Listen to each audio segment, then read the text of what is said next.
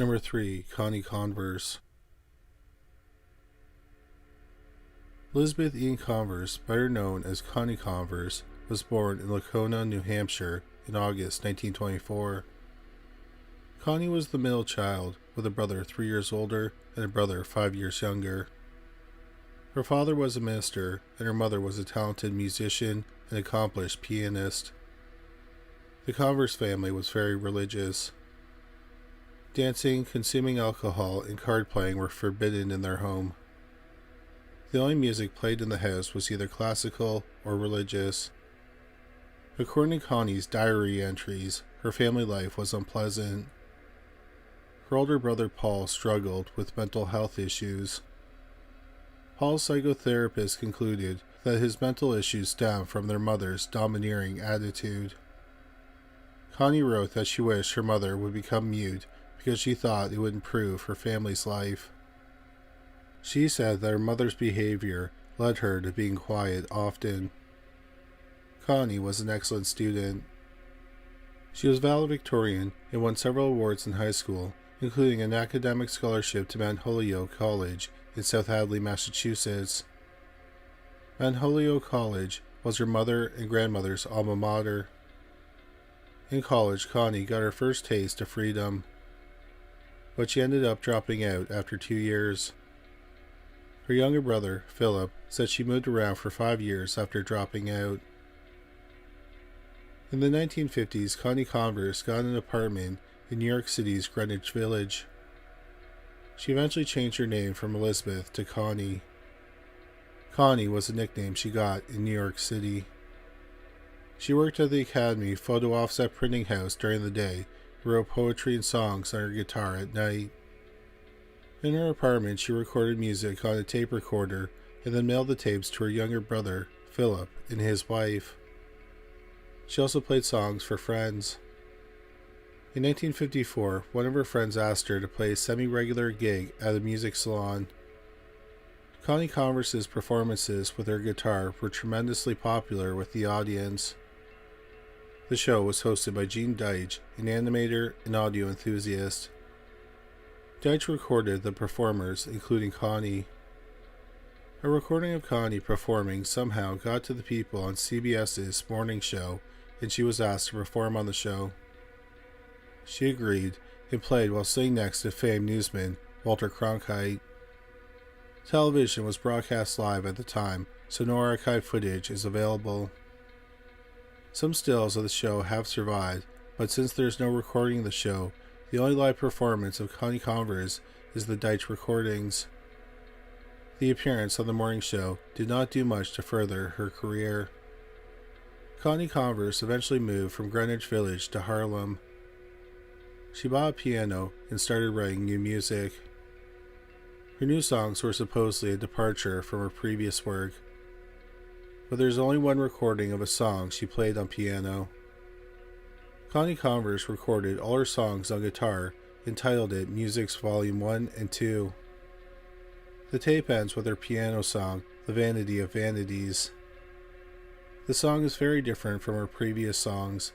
Notably, she sings about unrequited love, which she never did before. Connie Converse is considered an artist before her time. She played American folk music that artists like Bob Dylan and Joni Mitchell would popularize a decade later.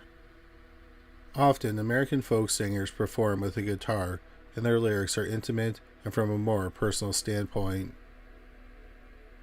By 1961, a year before Bob Dylan released his debut album, Connie was tired of trying to make it in the music business and decided to move closer to her younger brother. Philip and his wife lived in Michigan, where he taught political science at the University of Michigan. Connie moved to Ann Arbor, Michigan, where she worked odd jobs and volunteered. In 1963, she became a writer and editor for the Journal of Conflict Resolution. The journal was a bi-monthly, peer-reviewed academic journal that focused on international conflict and conflict resolution. It was run by the University of Michigan. Unfortunately, during this period, Connie Converse was depressed and coped with it by drinking and smoking. In 1972, the journal Conflict Resolution was sold to Yale University, meaning that Connie was out of a job, and this worsened her depression. Hoping to cheer her up, her friends and colleagues pooled their money and bought her a trip to England. But this kind gesture failed to raise her spirits. Connie's mother asked her to accompany her on an Alaskan trip, and she reluctantly agreed to go. The trip only made her depression worse. In August 1974, Connie Converse turned 50. Shortly afterwards, she sent letters to her friends saying she was moving away because she wanted a new start somewhere else. She told them not to worry about her. She then packed her Volkswagen Beetle with her belongings and her guitar. She waved goodbye to her brother and his family and drove off, never to be seen again. Later, Philip contacted a private investigator and asked him to track down his sister. However, the investigator told him that Connie had the right to disappear, and if he found her, he couldn't make her return. Eventually, her family accepted she wanted to disappear, so they never filed a missing persons report. In 2009, the recordings of Connie performing in the 1950s found their way to a producer who released the songs as an album called How Sad, How Lovely. At the time of this recording, How Sad, How Lovely has been streamed more than 16 million times on Spotify. Connie Converse found success nearly 50 years after she quit trying to make it in the music business. Some call her the female Bob Dylan who was just too early. At the time of this recording, no trace of Connie Converse or her Volkswagen Beetle has ever been found. Since no missing person report was filed, the police have never investigated her disappearance. If Connie Converse is still alive, she would be 100 years old. Number 2. Jim Sullivan. Almost a year after Connie Converse went missing, another folk singer vanished without a trace. James Anthony Sullivan, who went by Jim, was born in Nebraska on August 13, 1939. James was the seventh born son. During the Second World War, his family moved to San Diego, California. In high school, Jim was the quarterback of the varsity football team, and he played guitar. During this time, he met Barbara, who would be married in the 1960s. He co-owned a bar in college, but it failed, so they were forced to close. Around the same time, he joined the San Diego rock band, The Survivors. Jim wanted to make it in the music business, so he left the band, and he and Barbara relocated to Los Angeles, California in 1968. While in LA, Barbara was a secretary at Capitol Records, and Jim played gigs at night.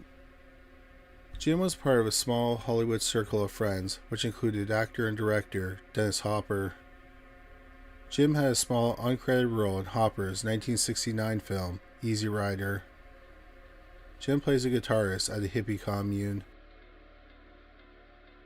At a performance at the Raft Club in Malibu, producer Al Dobbs heard him play, and he was impressed. Barbara wasn't having much luck connecting Jim with anyone at Capitol Records, so Dobbs raised money to record him independently. This led to him releasing his debut album, UFO, in 1969. It's described as a psychedelic folk album about the supernatural and extraterrestrial. Jim was deeply interested in these topics. However, Jim didn't find much success with the album. By 1972, Jim was going through some hard times in his career and personal life. He released his sophomore album, which was self-titled, but again, it didn't make much of a splash. He also left his wife Barbara and their 2 children. In 1975, Jim had become frustrated with the music scene in Los Angeles and thought he might have better luck in Nashville, Tennessee. He packed up his Volkswagen Beetle and left for Nashville on March 4, 1975. While driving to Nashville, Jim was pulled over by the police in New Mexico. They claimed he was swerving while driving, so they did a sobriety test, which he passed. Jim explained he was tired, so the officers ordered him to check into a motel to sleep. Jim checked into the La Mesa Motel in Santa Rosa, New Mexico. But instead of going to his room, he bought a bottle of vodka at a liquor store and drove out of town. The next day, a witness saw Jim walking away from his Volkswagen Beetle about 26 miles from Santa Rosa. This is the last time anyone saw 35-year-old Jim Sullivan. Investigators went to his motel room and discovered he had never gone inside of it. His abandoned VW Beetle was located outside a remote ranch owned by the Giannetti family. His guitar, papers, money, clothes, and a box of unsold records were in the car. The area was searched, and a dead body that resembled Jim was found. However, it was later determined it was not the body of Jim Sullivan. The police did not have much in the way of leads, so the case quickly went cold. Without answers, people have come up with their own theories about what happened to Jim Sullivan. Some believe that Jim got lost in the desert and died. Others think that aliens abducted him. Jim was obsessed with the extraterrestrial, even naming his first album UFO. Many of his friends, family, and fans think and hope this is what happened. Also, some strange things happened shortly after Jim went missing. For example, not long after he went missing, the family who lived at the ranch where his car was found moved to Hawaii. Also, the local sheriff abruptly retired. But these could all be coincidences. The last theory is that Jim walked away from his life and started a new life somewhere else under a new identity. But whatever happened to 35-year-old Jim Sullivan, he has not been seen since that day. Jim's music had a resurgence in 2010. The founder of A Light in the Attic Records reissued UFO. Because of the mystique surrounding his disappearance, UFO developed a cult-like fanbase, and the original limited pressing is one of the most sought-after vinyl in the collecting world. In 2011, UFO was released on CD. After it was released on CD, several people were inspired to investigate Jim Sullivan's disappearance.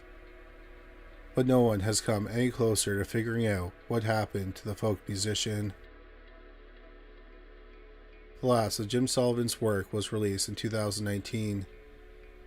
It was a compilation of unreleased demos. The album is called If the Evening Were Dawn. If Jim Sullivan is still alive, he would be 85 years old at the time of this recording. Number 1. Richie Edwards. Richard James Edwards was born in December 1967 in Blackwood, Wales. Blackwood is about 17 miles from Cardiff, Wales' largest city and capital. Richie's sister, Rachel, said they had a happy childhood and home life. In secondary school, Richie met his future bandmates, Sean Moore, James Dean Bradfield, and Nicky Wire. After high school, he attended the University of Wales, Swansea, and graduated in 1989 with a degree in political history. In 1986, his three friends formed the rock band, the Manic Street Preachers. After Richie graduated, he helped the band by being a driver and a roadie. Occasionally, he played guitar in the band.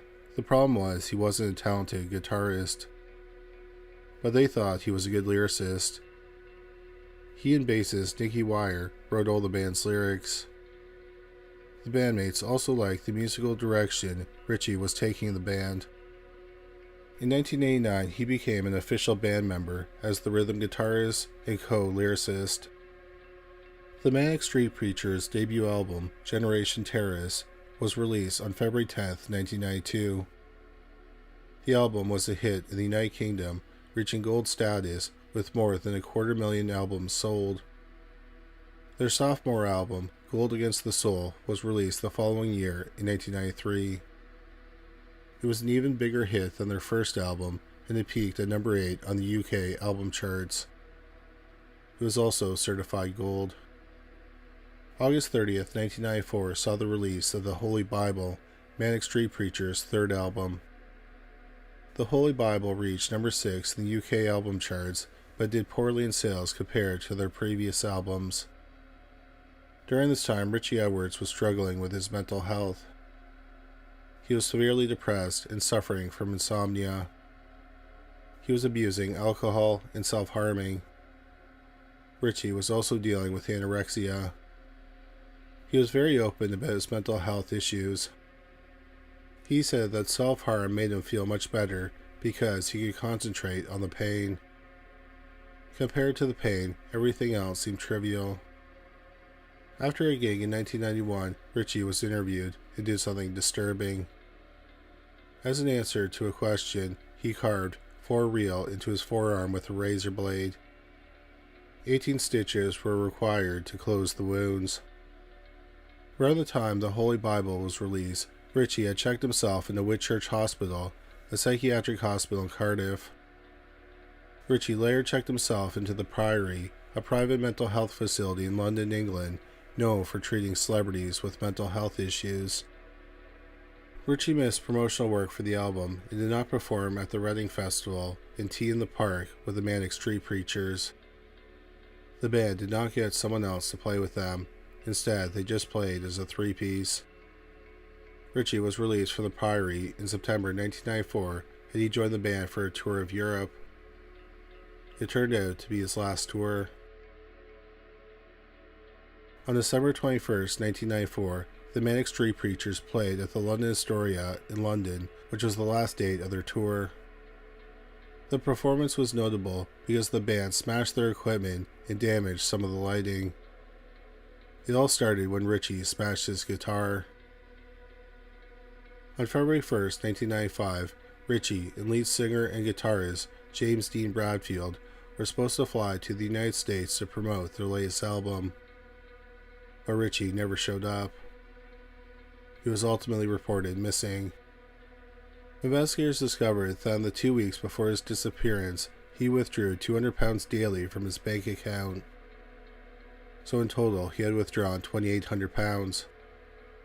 The night before Richie was supposed to get on the flight, he was staying at the Embassy Hotel in London.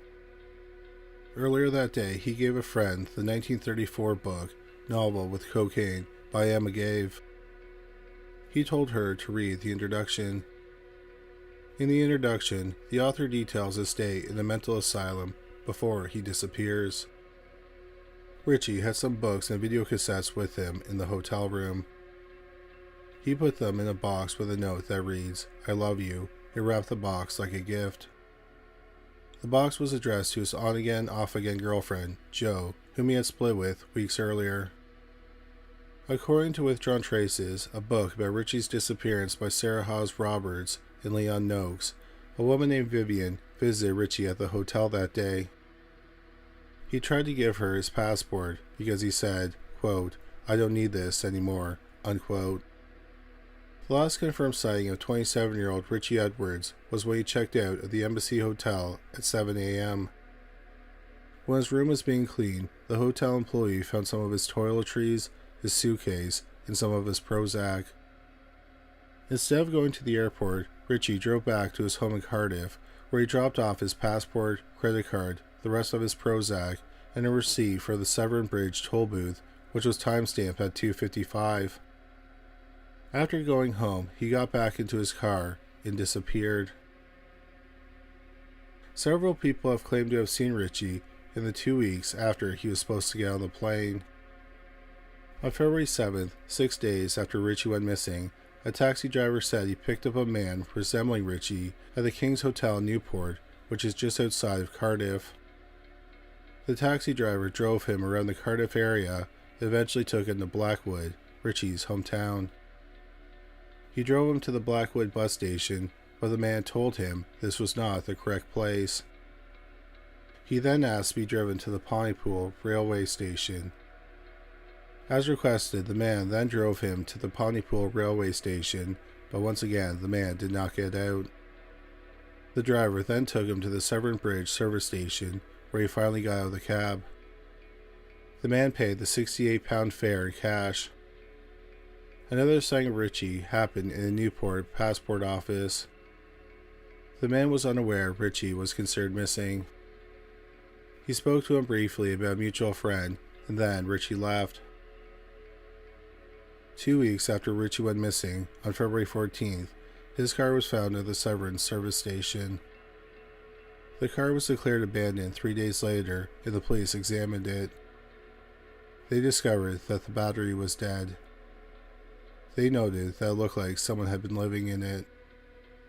Due to the car being found at the Severance service station and the cab driver's claim of dropping off a man fitting Richie's description off at that location, many people have speculated that Richie jumped from the nearby Severn Bridge. The Severn Bridge is a known spot for people to take their own life. But Richie's family and friends have stated that although he self-harmed, he had never attempted to take his own life before. Richie even spoke about taking his own life, saying, quote, "In terms of the S word, that does not enter my mind, and it never has done in terms of an attempt, because I am stronger than that. I might be a weak person, but I can take the pain," unquote. In 2002, Richie's family could have had him declared dead, but they chose not to. But 6 years later, they had him officially declared dead. New evidence surfaced in 2018 when the original software engineer for the toll booth at the Severn Bridge confirmed that the tickets were printed with a 24-hour clock timestamp. Among Richie's possessions was a receipt from the toll booth printed at 2:55. Everyone assumed it was 2:55 p.m. because he had checked out of the hotel at 7 a.m., but the ticket was actually for 2:55 a.m., which completely changed everyone's understanding of the timeline of the day he went missing. However, none of this led to answers about what happened to 27-year-old Richie Edwards. Many people think Richie jumped off the bridge, but some people have a different theory. While in Whitchurch Hospital, Richie met a woman who later moved to Israel. The theory is that Richie left his life behind and moved to Israel to be with the mystery woman.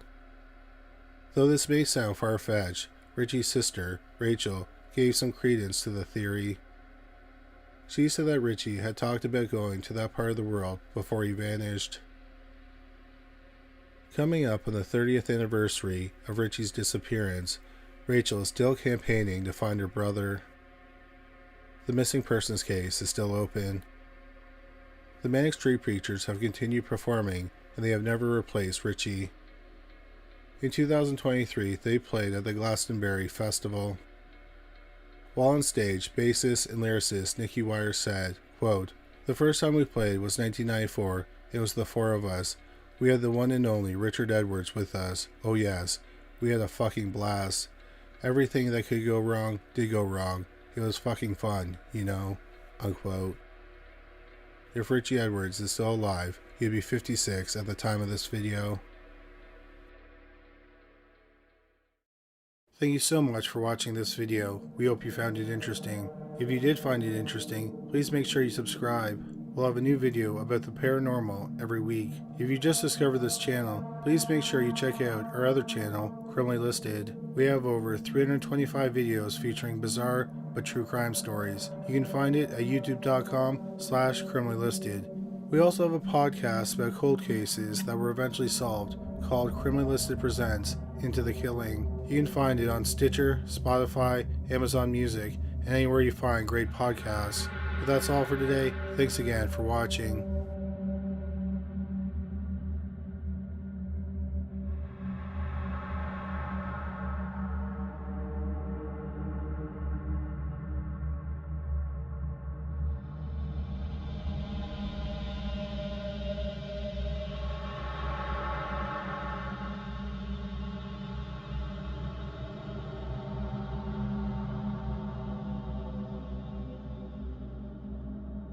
Number 3. Brian Schaefer. How does someone enter a building and never leave, but no one ever sees them again? That's the case of Brian Schaefer, a 27-year-old Ohio State University medical student. Brian was born on February 11, 1979, to Renee and Randy Schaefer, and he grew up in Pickerington, Ohio. After graduating from Pickerington High School, Brian attended Ohio State University and received a bachelor's degree in microbiology in 2003. Continuing his studies at OSU, Brian was enrolled as a medical student. In 2005, Brian began a romantic relationship with Alexis Wagoneer, a fellow medical student. During his second year of medical school, Brian's mother, Renee, was diagnosed with a rare form of cancer. Sadly, on March 6, 2006, Renee Schaefer lost her battle with cancer. The death of Brian's mother had a big impact on his life. His friends said he put on a strong front, but he was hurting more than he let on. Before Renee passed away, she bought Brian and Wagoneer a trip to Miami, Florida.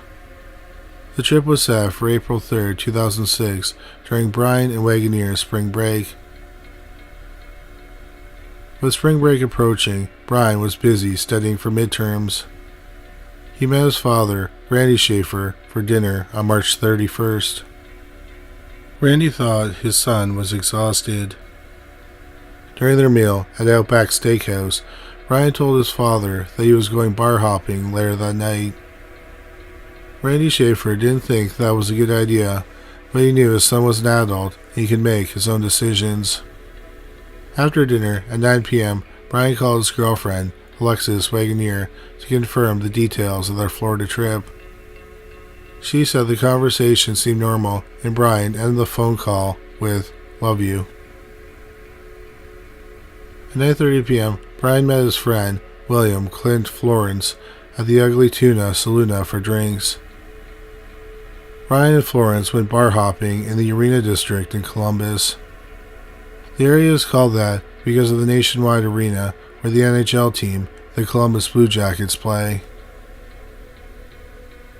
While bar hopping, the duo had one shot of hard liquor at each bar, eventually meeting Meredith Reed, a friend of Florence, at a bar. Just after midnight, Reed gave Brian and Florence a ride back to the Ugly Tuna Saloon for their final round of drinks. On CCTV, you can see Brian, Florence, and Reed riding up an escalator to the entrance of the Ugly Tuna Saloon. The time was 1:15 a.m. The three enjoyed the live music at the bar. At some point, Brian became separated from Florence and Reed. At 1:55 a.m., Brian is seen on the same CCTV escorting two unknown women out of the bar, talking to them for a few minutes, and then saying goodbye and re-entering the bar. This is the last sighting of Brian Schaefer. At 2 a.m., the Ugly Tuna Saloon closed, and all the bar patrons were seen leaving the exit on CCTV. Brian Schaefer is not one of them. Florence and Reed wait outside the bar for Brian to exit, but they don't see him. They tried calling him, but he didn't answer his phone. Assuming Brian walked home, Florence and Reed left to go home themselves. On April 1st, the day after bar hopping, Florence tried to call Brian, but again, no one answered. Later that day, Wagoneer drove from Toledo, Ohio, to Brian's apartment in Columbus. She found his car still in the parking lot. In the apartment, nothing seemed to be out of place. Wagoneer decided to stay at Schaefer's apartment and wait till he arrived. But over the weekend, Brian did not come home. Fearing something was wrong, Wagoneer called Brian's father, Randy. Randy tried to call his son, but he also had no luck getting a hold of him. Randy contacted his other son, Derek, to help locate Brian, but he also had no luck. Brian was expected at the airport on April 3rd for his flight to Miami. However, he did not show up and he missed the flight. Later that day, Randy Schaefer reported his son missing to the Columbus Police Department. The Columbus Police launched an investigation. They started at the Ugly Tuna Saloon. While investigating, the police watched all the CCTV footage from the bar. They saw Brian enter, but never exit the building. One theory is that Brian could have exited through a service door. But the service door was under construction, so the police said they didn't feel like he would have exited that way. None of the staff in the bar remembered seeing anyone fitting Brian's description being in the bar after the bar closed. Police dogs were brought in, but they could not track him. On April 4th, a $2,000 reward was offered by Crime Stoppers for information about Brian's disappearance. Ohio State University's College of Medicine and Public Health added $5,000 to the reward. Nearly everyone Brian was hanging out with that night took a polygraph exam. They all passed. However, Clint Florence has refused to take one, and he has not taken one at the time of this video. The police do not think that Florence has anything to do with Brian's disappearance, but the Shaver family thinks he knows more than what he has said. The police were able to locate the two women Brian was talking to on CCTV the last time he was seen. They both have been cleared as suspects. On April 9th, a vigil was held for Brian at OSU. The next day, a tipster called investigators to say he saw Brian at a Columbus convenience store, but investigators determined that was not him. Brian's credit cards and bank accounts have not been accessed, nor has his cell phone made any calls or pinged nearby towers. 9 days later, the police were called to Brian's apartment due to a break-in. Wagoneer was summoned to the apartment to see if anything was missing. Besides some DVDs missing, the apartment looked the same, and the police concluded that the break-in had no connection to the disappearance. Over the next few months, Wagoneer called Brian's cell phone daily. Each time, it went straight to voicemail. But on September 11, 2006, the phone rang. The cell phone company said it may have just been a computer glitch allowing the phone to ring. Nevertheless, the phone pinged a cellular tower in Hillard, about 14 miles northwest of Columbus, Ohio. Later in the year Brian disappeared, the rock band Pearl Jam was playing in Cincinnati, Ohio, about 100 miles from Columbus. During the concert, lead singer Eddie Vedder told the audience that anyone with tips should contact the authorities. Brian's favorite band was Pearl Jam. He even had a tattoo of their Stickman logo on his arm. Unfortunately, many tips came in, but nothing of value. In 2008, the Shaver family experienced more tragedy. On September 14th, Randy Schaefer was cleaning debris from a storm when a falling tree struck him and killed him. A non-line obituary was posted for Randy Schaefer, and a non-message appeared in the comments. It reads, "Dad, I love you. Love Brian, U.S. Virgin Islands." The police investigated the post, but determined it was a hoax.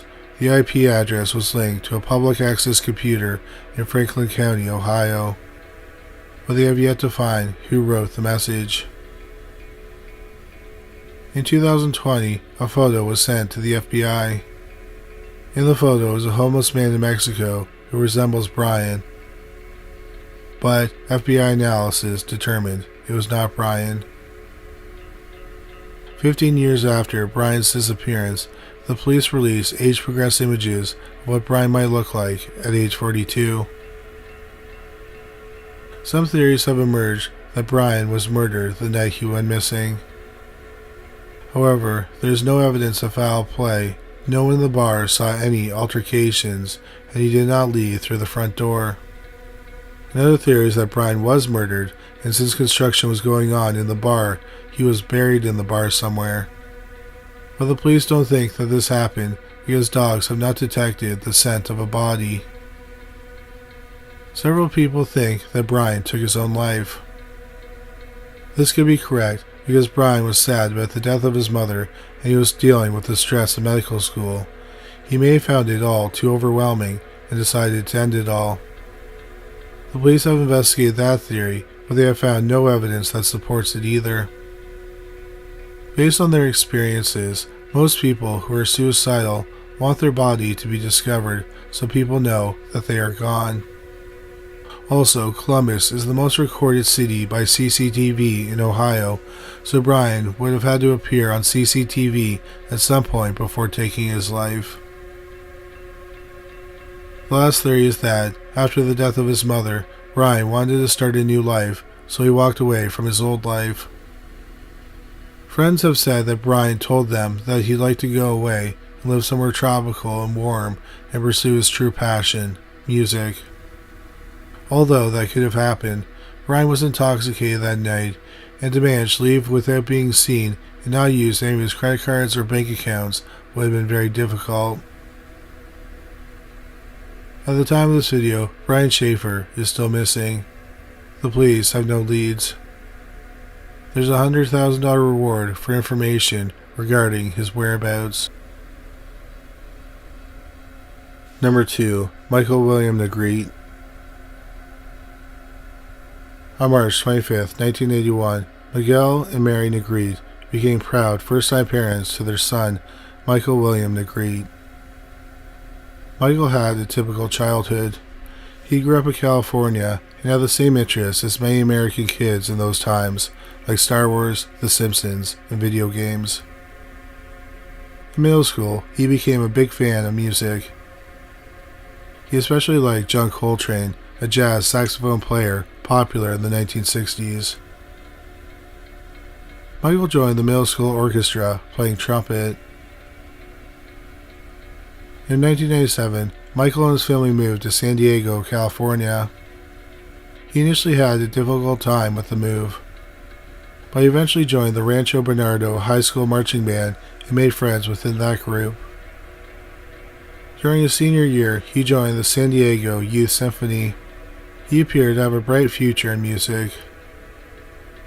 When it came time to apply for colleges, Michael's top pick was the University of California at Los Angeles, also known as UCLA. He received a letter from UCLA that he was not only accepted to the school, but he also received a music scholarship as well. In the fall of 1999, Michael moved into the 6th floor of the Dykstra Hall dorms on the UCLA campus. During his freshman semester, he was a near perfect student with excellent grades. With finals coming up, Michael decided to blow off some steam and go to the birthday party of a fellow hallmate, which was being held in the dormitory. On the night of December 9th, 1999, Michael was seen at the party acting normal. People saw him drinking a margarita. Hours later, he returned to his dorm room, where he logged onto his computer to play the online game Quake with a friend who was a few rooms down from his own. After an hour of playing online, several people saw Michael leave his room and go to his friend's room, whom he had just lost to. Witnesses said that he had a short conversation with his online competitor, they traded high fives, and they made witty remarks about a rematch. At 4 a.m., Michael was last seen entering his dorm room for the night. That was the last time anyone ever saw Michael Negrete. At 9 a.m., Michael's roommate woke up and discovered he wasn't there.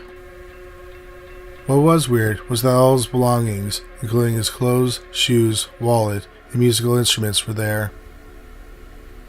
The roommate thought it was odd that his shoes were still there because Michael did not leave the room without them, even if he were stepping into the hallway. The weekend passed and no one was overly concerned. But that changed when Michael didn't attend his first exam on Monday, December 13th. The school contacted Michael's parents. They had not heard from him, so they immediately reported him missing. Several more days passed, and Michael missed 2 more exams and a musical performance.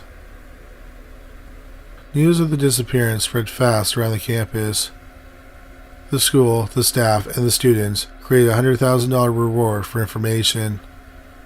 The reward eventually swelled to $119,000 thanks to donations from outside the school. Investigators searched the 400-acre campus. Search dogs were brought in, but nothing was found. After the searchers came up with nothing, the investigators questioned everyone who was at the Dykstra Hall party. Although they all agreed that Michael was drinking, he did not show signs of concerning behavior. Polygraphs were conducted, but no leads came from them. Investigators focused on the time between 4 a.m. and 9 a.m. They think that Michael possibly walked out of the building to meet someone, but there are problems with that theory. At the time, UCLA's security was located at the entrances of all the dorm buildings, and students had to show ID to enter the building. Security said that they never saw Michael leave that night, nor did he try to regain access to the dormitory. One witness came forward in 2000, claiming to see a suspicious man walking around the 6th floor, which was Michael's floor. He was described to a sketch artist as a heavy-set Caucasian in his mid-30s, approximately 5'7" to 5'8", wearing a shiny gray jacket with a turquoise-colored design. Another witness said that they saw someone resembling Michael outside the dorm building at 4:35 a.m.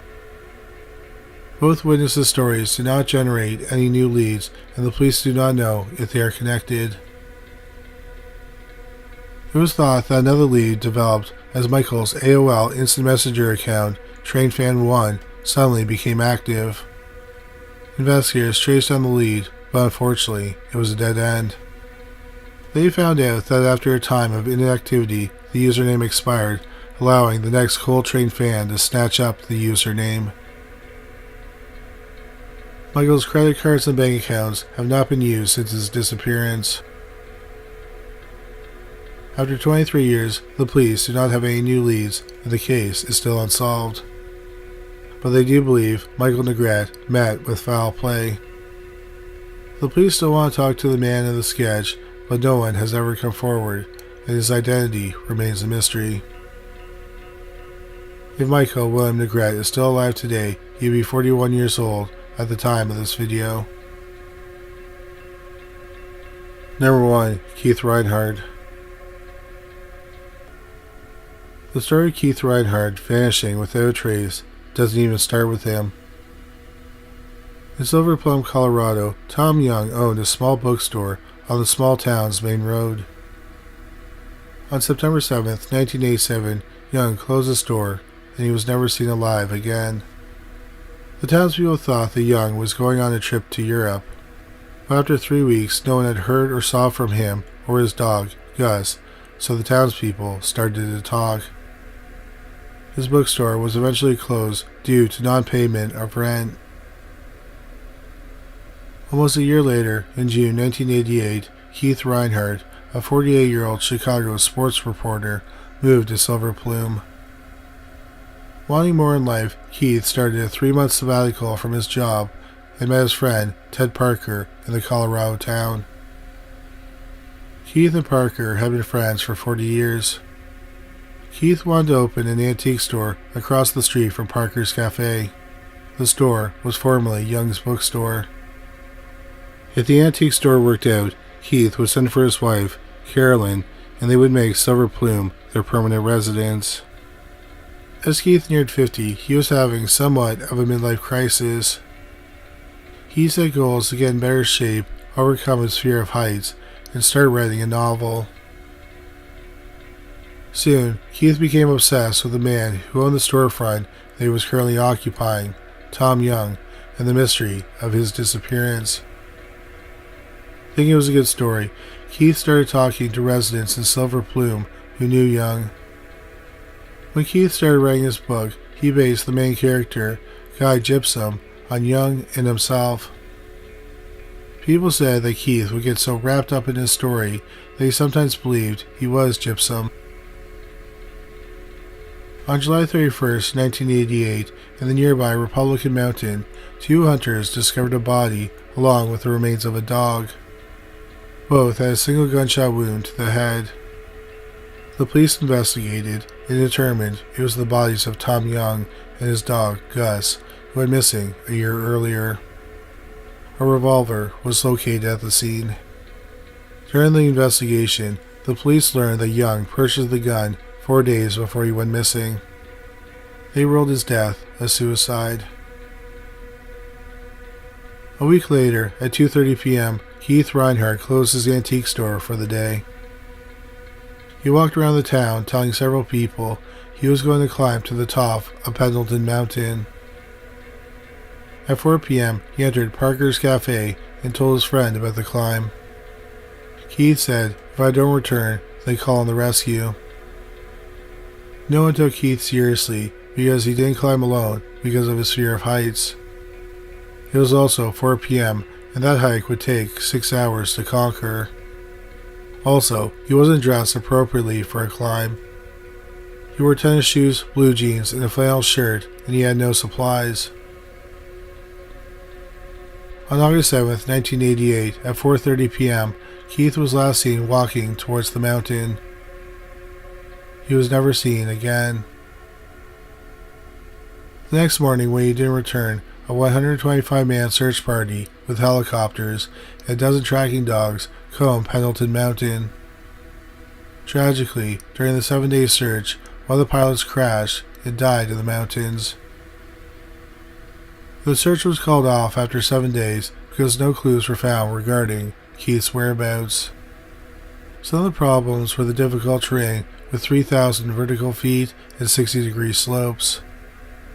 Also, since Keith didn't have any supplies, this gave the police fewer clues to look for. In the 30 years before Keith's disappearance, the Colorado Alpine Rescue Teams have located every person that they knew was missing. However, they couldn't find any trace of Keith. This led some people to speculate that he didn't go to the mountain. Keith's friends looked through his home for possible clues. Next to his computer was a newspaper with the headline, "Tom Young's Body Found."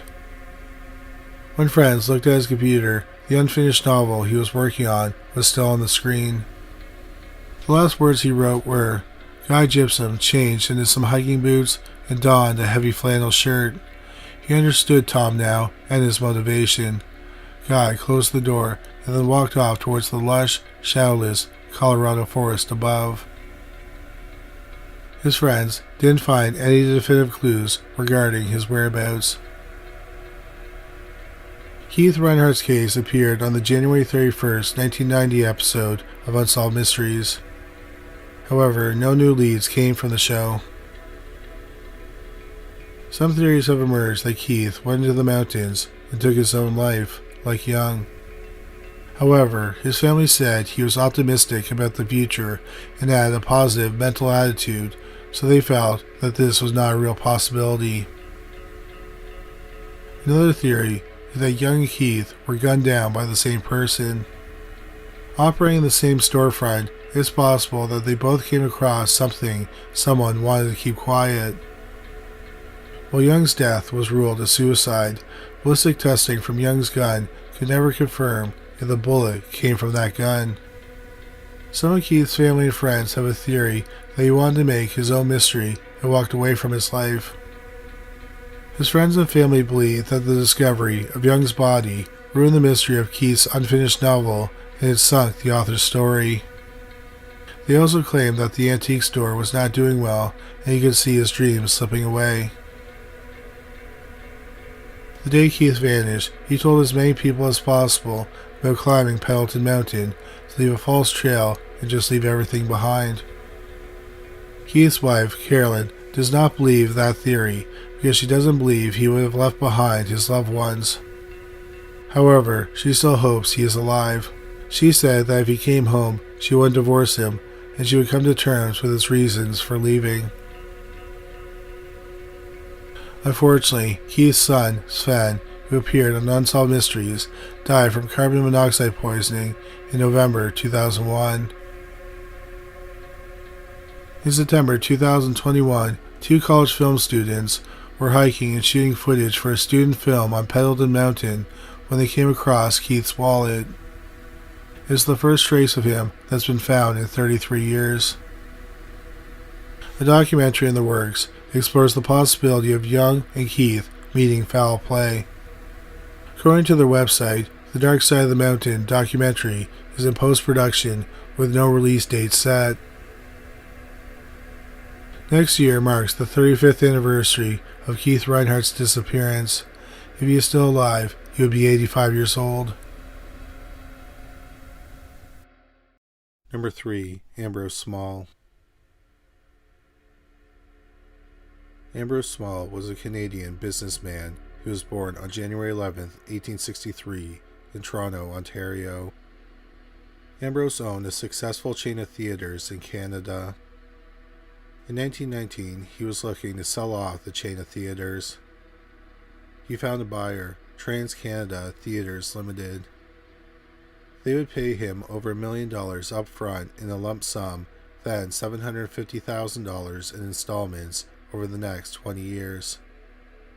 Accounting for inflation, in 2025, $1 million is about $27 million Canadian, or $19 million US dollars. The sale was finalized in Toronto on December 1st, 1919. The check was deposited the next morning. In the early evening, Ambrose and his lawyer were working in Ambrose's office in Toronto. Ambrose left at 5:30 p.m. to catch the last train to London, Ontario. That evening, a blizzard struck the Toronto area. After Ambrose left his office, he went to a nearby newsstand to buy a copy of the New York Times. However, the newspaper stand didn't have the New York Times, which was delayed due to the weather. Ambrose yelled at the news seller and walked away. That was the last time 56-year-old Ambrose Small was ever seen. Ambrose's wife, Teresa, didn't report him missing for 2 weeks. Teresa had an explanation for why it took her so long to report her husband missing. She said that Ambrose wasn't faithful and had affairs with many young women who were actresses or wanted to be actresses. Several times he had gone on days-long benders with these women. She did not want to report him missing, only for the media to find out that he was with a young woman, because that would have become a scandal. However, Ambrose didn't pack anything and wasn't carrying much money at the time. He never withdrew any money from his bank account. The leading theory about what happened to Ambrose Small is that he was murdered. The first suspect was Ambrose's secretary, James Doughty. Doughty often complained he wasn't paid enough. Ambrose also liked to humiliate Doughty. For example, Ambrose would try to sneak things into contracts. If the person signing the contract saw it, Ambrose would blame Doughty. He would bring Doughty into the room and ream him out. The police talked to Doughty's friends. They claimed he talked about kidnapping and killing Ambrose. Hours after Ambrose disappeared, Doughty disappeared as well. Just before Doughty went missing, he took $100,000 worth of bonds from Ambrose's safety deposit box at the bank. Doughty was arrested in Oregon and charged with kidnapping Ambrose. However, the charges were dropped due to a lack of evidence. Doughty was only convicted of theft. Another theory is that Ambrose's wife, Teresa, had him murdered. Ambrose went missing on the day after he made a huge business deal, and she was set to inherit the money. Also, Ambrose wasn't a faithful husband. Perhaps she got sick of his affairs. But if Teresa arranged the murder, it probably would have been better to have him killed so that the body was found. If there were any doubts about if he was really dead, it would have been harder for her to inherit the money and put in claims for any life insurance he may have had. In fact, Ambrose wasn't declared dead for another 4 years. Also, Teresa came for money and expected to get an inheritance. She also understood that Ambrose married her for her money, and she was aware of her husband's extramarital affairs. Ambrose Small has never been found, and no one has ever been convicted in connection with his disappearance.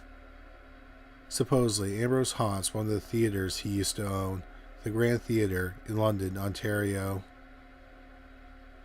London is a city between Toronto and Detroit, Michigan. Ambrose had the theater constructed and it opened in September 1901. According to many sources, the Grand Theatre was his favorite theater. The theater, which is situated in the city's downtown core, remains operational today. Many people have reported ghostly experiences in the building. A security guard at the Grand Theatre said he saw Ambrose in the theater on the night he went missing. but there's no way Ambrose could have been there. Toronto, where Ambrose was last seen, is 121 miles from London, where the Grand Theatre is located. There was a blizzard that night, so it's incredibly unlikely that Ambrose drove to London. Also, Ambrose's lawyer, one of the last people to see him, took the last train to London, and Ambrose wasn't on the train. Some believe that when Ambrose was murdered, his spirit rushed to the Grand Theatre. In May 1927, an actress saw Ambrose's ghost after a show. He beckoned her to follow him, but when she approached, he vanished into thin air. In July 1956, an actress saw a man in the back staircase who looked translucent. Then he just vanished. She said the man had a big mustache and 1920s style haircut. The next day she saw a picture of Ambrose Small, and she said that was the man she had seen. During a performance in 1960, a seat in the fourth row lowered by itself. A few minutes later, it rose back up. It was as if an invisible entity had sat in the chair.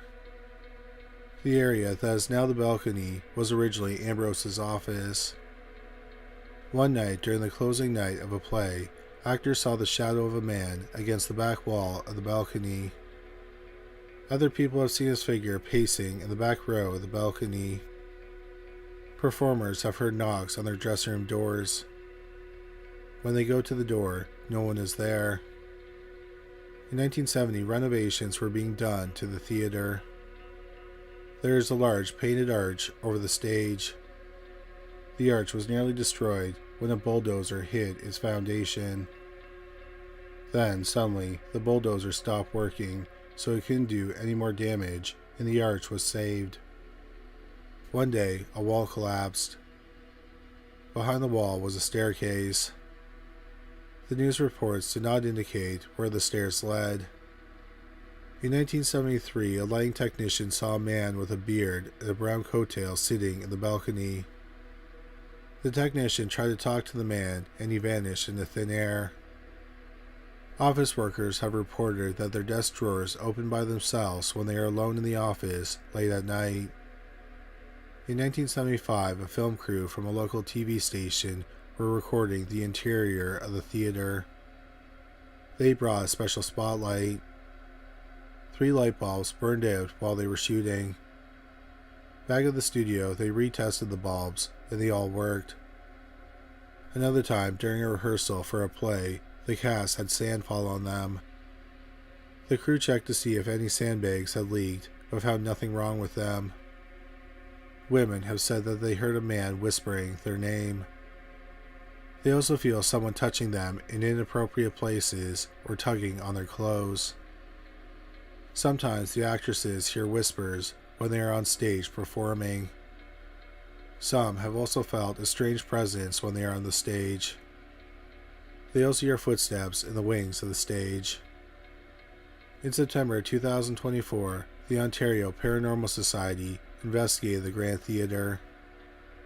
The group's founder, Steve Gardner, said that when he was on the balcony, it felt like someone was pushing him towards the edge. As they were recording a video, they recorded a ghostly voice saying the name Louise. Many people, even some skeptics, think that because of how many strange occurrences have happened in the 124-year-old theater, that London's Grand Theatre really is haunted by the ghost of Ambrose Small. The disappearance of Ambrose Small is considered one of Canada's greatest unsolved mysteries. Number 2. Sandra Hughes. Shut-Eye Peak is a prominent mountain located in the Sierra Nevada range of California. The peak is renowned for its breathtaking panoramic views, which encompass the San Joaquin Valley and the surrounding high mountain ridges. On July 21, 2021, Jake and Victor Gorba brought their 3 children and their 4-wheeler to the area. At lunch, they stopped beside a meadow and ate. Their 3-year-old son, Caden, suddenly pointed out to the meadow. He said there was a woman in the meadow. Somehow she was face down, but her legs were straight up in the air. He said the woman had blue hair and was wearing a black shirt and blue jeans. Caden said that the woman needed their help. The woman couldn't talk because she was dead. Caden was adamant that the woman was in the meadow, and he was upset because he didn't think his parents believed him. But Jake and Victoria did believe him. They were alarmed by the situation and decided to return home immediately. When they got there, they wrote about the experience on Facebook. They learned that a woman went missing from the area about a year earlier. 53-year-old Sandra Hughes loved the outdoors and was considered a survivalist. In early 2020, she came to California from Hawaii. She was planning on hiking to Yosemite National Park. The last time she spoke to her family was on June 26, 2020. On July 1st, Hughes' campsite was found abandoned with her belongings scattered throughout the site. Also left behind was a folder containing her important documents, such as her birth certificate and social security card. Her car was missing. On July 4th, Hughes crashed her car into a tree about 5 miles from her campsite. She was only traveling about 20 miles per hour when she crashed. People saw her crash her car and they asked if she needed help. She declined their offers and stood by her car for a bit. Then she walked off into the woods. Days later, her sleeping bag was found about 2.5 miles from her car in Yosemite National Park. That was the last trace of Sandra Hughes that was ever found. She was last seen wearing a black shirt and blue jeans. She had recently dyed her hair bluish black. After the Gordas made their posts on Facebook, the sheriff's department contacted them. Victoria said that she showed Caden photos of Sandra Hughes. They took 2 sheriff's deputies to the area where Caden said he saw the dead woman with blue hair. The sheriff's department searched the area, but they found no trace of 53-year-old Sandra Hughes. At the time of this recording, her disappearance is still a mystery. Number 1. Marie Elizabeth Spanicki.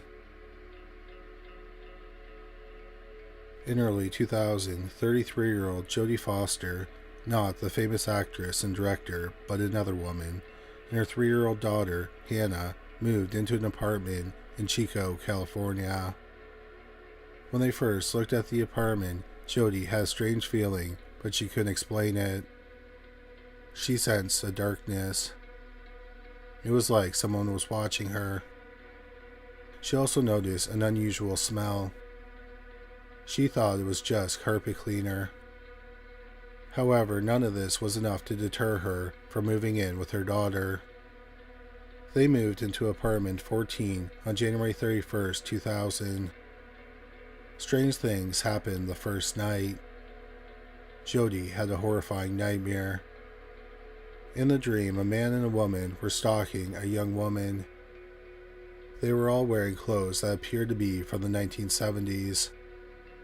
As the weeks passed, the dreams became increasingly intense and violent. She said in her dreams she saw a couple follow a woman in their car. They asked her if she wanted a ride, and then she got in. She dreamed that the young woman was being held in a dungeon-like basement with a single light. Jodie said they were doing things that were creepy, sexual, violent, and sadistic to her. Jodie's daughter, Hannah, also started acting bizarrely. Hannah started talking to an imaginary friend.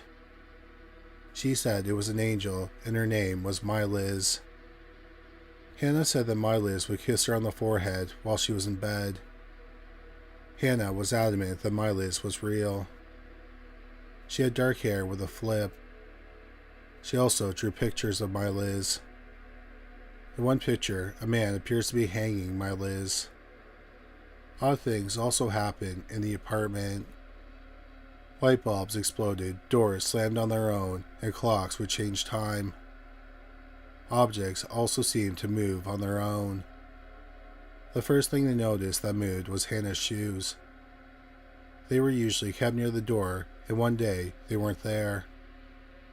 Instead, they were in the middle of one of the beds. Jody assumed Hannah had moved them, but Hannah was adamant she hadn't touched them. Then one night, while they were both asleep, salt and pepper shakers moved from the middle of the table to the edge of the table. One time, they went out for dinner and came home to an odd scene. They had a landline phone with a cord in the kitchen.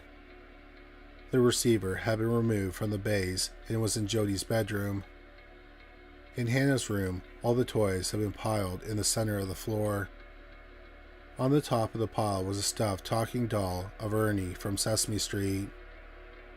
There was a drawstring tied in a noose around his neck. Jody called the police and reported that someone had broken into her apartment. One thing Jody noted was that many of the strange things happened between 2 and 6 a.m. But specifically, a lot happened around 3:37 a.m.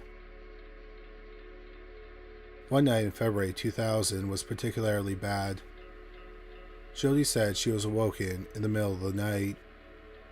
The TV was on, but it was only static. Suddenly, in the kitchen, the cupboard doors started opening and slamming shut on their own. One of the burners on the stove was turned on high. Then the Ernie doll in Hannah's room started making noise. It kept repeating the phrase, "I feel great." What was particularly odd was that the toy had no batteries in it. Jody was so freaked out that she woke up the building's manager and had her come to the apartment. The manager brought her dog. Immediately upon entering the apartment, the dog started barking. Then the electrical cord on a lamp started swinging like a skip rope. Jody, Hannah, and the manager all ran from the apartment. Jody talked to a neighbor who had lived in the apartment building for a long time. He said that people rarely stayed in apartment 14 for too long. The neighbor heard that the apartment was haunted. He said that one woman who lived there a long time ago had gone missing. On April 1st, 2000, nearly 2 months after they moved in, Jody and Hannah moved out. Jody had hoped they left behind whatever was haunting them in the apartment, but then, a year later, Jody started having strange and violent dreams again about a woman being kidnapped and held in a basement. The final dream was the most terrifying of all. She dreamed she saw a young woman with brown hair in a dungeon-like basement. She was naked and hanging from the ceiling. A man was there, and he was taking a lot of joy in whipping her. He then shot her in the stomach and slit her throat. He then bit off one of her nipples. He put the nipple and a lock of the woman's hair in a box. She then dreamed that the man got his wife and they cleaned the body together. They placed the body in their car and drove. In her dream, Jody saw a sign that read A17. Then the couple pulled over and the man dug a shallow grave. As he was burying the body, Jody woke up. Jody got the sense that A17 was important. She also sensed that the number 35.76 was a clue. The years went on, and Jody started dating a new man. She told him about the dreams and the strange experiences in apartment 14. One day, her boyfriend was reading the true crime book, The Perfect Victim, by Christy McGuire and Carla Norden. The book is the horrifying true story of Colleen Stan. On May 19, 1977, Colleen Stan was kidnapped while hitchhiking Red Bluffs, California. She was picked up by 23-year-old Cameron Hooker, his 19-year-old wife, Janice Hooker, and their baby daughter. Cameron was a horribly abusive husband. He had convinced Janice to let him kidnap a young woman whom he could keep as a slave. After luring Colleen into the car, Cameron forced her to put a wood cube that was about 1 cubic foot big on her head. The box was made from wood and styrofoam. There was a hole cut in the bottom. There were hinges on it so it could be opened and then locked shut on her head. There were also straps on the box, including one that kept her mouth shut. Inside the box, it was pitch black, and the only thing Colleen could hear was her own breathing. For a week, she endured a lot of torture in the basement of their home and had to wear the head box most of the time. She was then held in a coffin-like box for 7 months. She did not have to wear the box in the coffin. She was allowed out for about an hour every day. During that time, she was tortured. Every day she was fed twice and allowed to use the bedpan once. After 7 months, she was transferred to another coffin-like box under the hooker's bed. Cameron would take her out of the box when he wanted her to do chores or when he wanted to rape and torture her. But usually Colleen stayed in the coffin for 23 hours a day. However, she was allowed to keep her bedpan in the coffin. Cameron eventually managed to brainwash her. He convinced her that there was a secret and powerful society known as the Company. They would torture and murder her family if she escaped or said anything to anyone about her captivity. Colleen believed him. So Cameron let her leave the home and even took her for an unsupervised visit with her family. Then, in August 1984, Janice told Colleen that Cameron was not a member of the Company. Colleen then called her father and he wired her some money. Janice dropped her off at the bus station. When Colleen reunited with her parents, she told them about her kidnapping and captivity. However, she made a deal with Janice. She promised not to talk to the police because Janice was convinced she could get Cameron to change. But after 3 months, she realized that Cameron was not going to change. She contacted the police and told them about Colleen's kidnapping and captivity. Initially, the police did not believe her because the story was too bizarre. The police talked to Colleen and she confirmed the story. Cameron was arrested. In 1985, Cameron Hooker was convicted of kidnapping and raping Colleen Stan. He was sentenced to 104 years of prison. Janice also told the police about another crime that Cameron committed about 16 months before Colleen was kidnapped. On January 31, 1976, they came across 19-year-old Marie Elizabeth Spanicki, who was hitchhiking. They took her to their home, where Cameron tied her up, sexually assaulted her, and tortured her for a day. But Marie kept screaming and fighting him. He then took her to the bathtub and tried to sever her vocal cords. But he had no idea what he was doing, and he just ended up cutting her badly. He then took her into the basement and hung her. Afterward, they buried her body near Lassen Volcanic National Park. Cameron was never charged with Marie Spanicki's murder. Her body has never been found, and there's no physical evidence he committed the murder. The only evidence is that Janice said that Cameron kidnapped and killed her.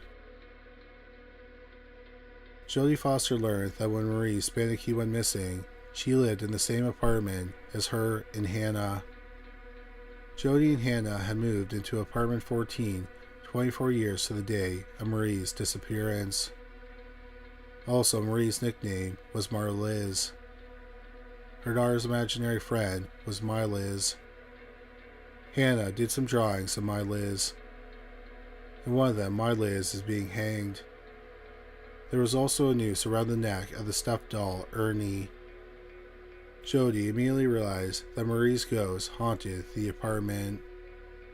She showed her daughter, Hannah, a picture of Marie, and she said it was My Liz.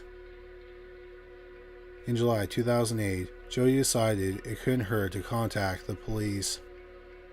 She called the Red Bluffs Police Department and told the detective she wanted to talk about Marie's disappearance. The detective was a little spooked and asked why she was calling about that case. She then told him about the haunting and the dreams. The detective was spooked because they were meeting that day to discuss reopening the case. No one outside the department knew they were going to discuss reopening the case. After Jody's call, they decided to reopen it. Jody told the detective she saw the numbers A17 and 35.76 in her dreams. She thought A17 was a road and 35.76 might be the miles from the hooker's home to Marie's burial site. The detective decided not to dismiss her story. The cold case investigators talked to Janice, who had been given immunity for her participation in Cameron's crimes. Janice told the cold case detectives what she told the original detectives, that Marie's body was buried near Lassen Volcanic National Park.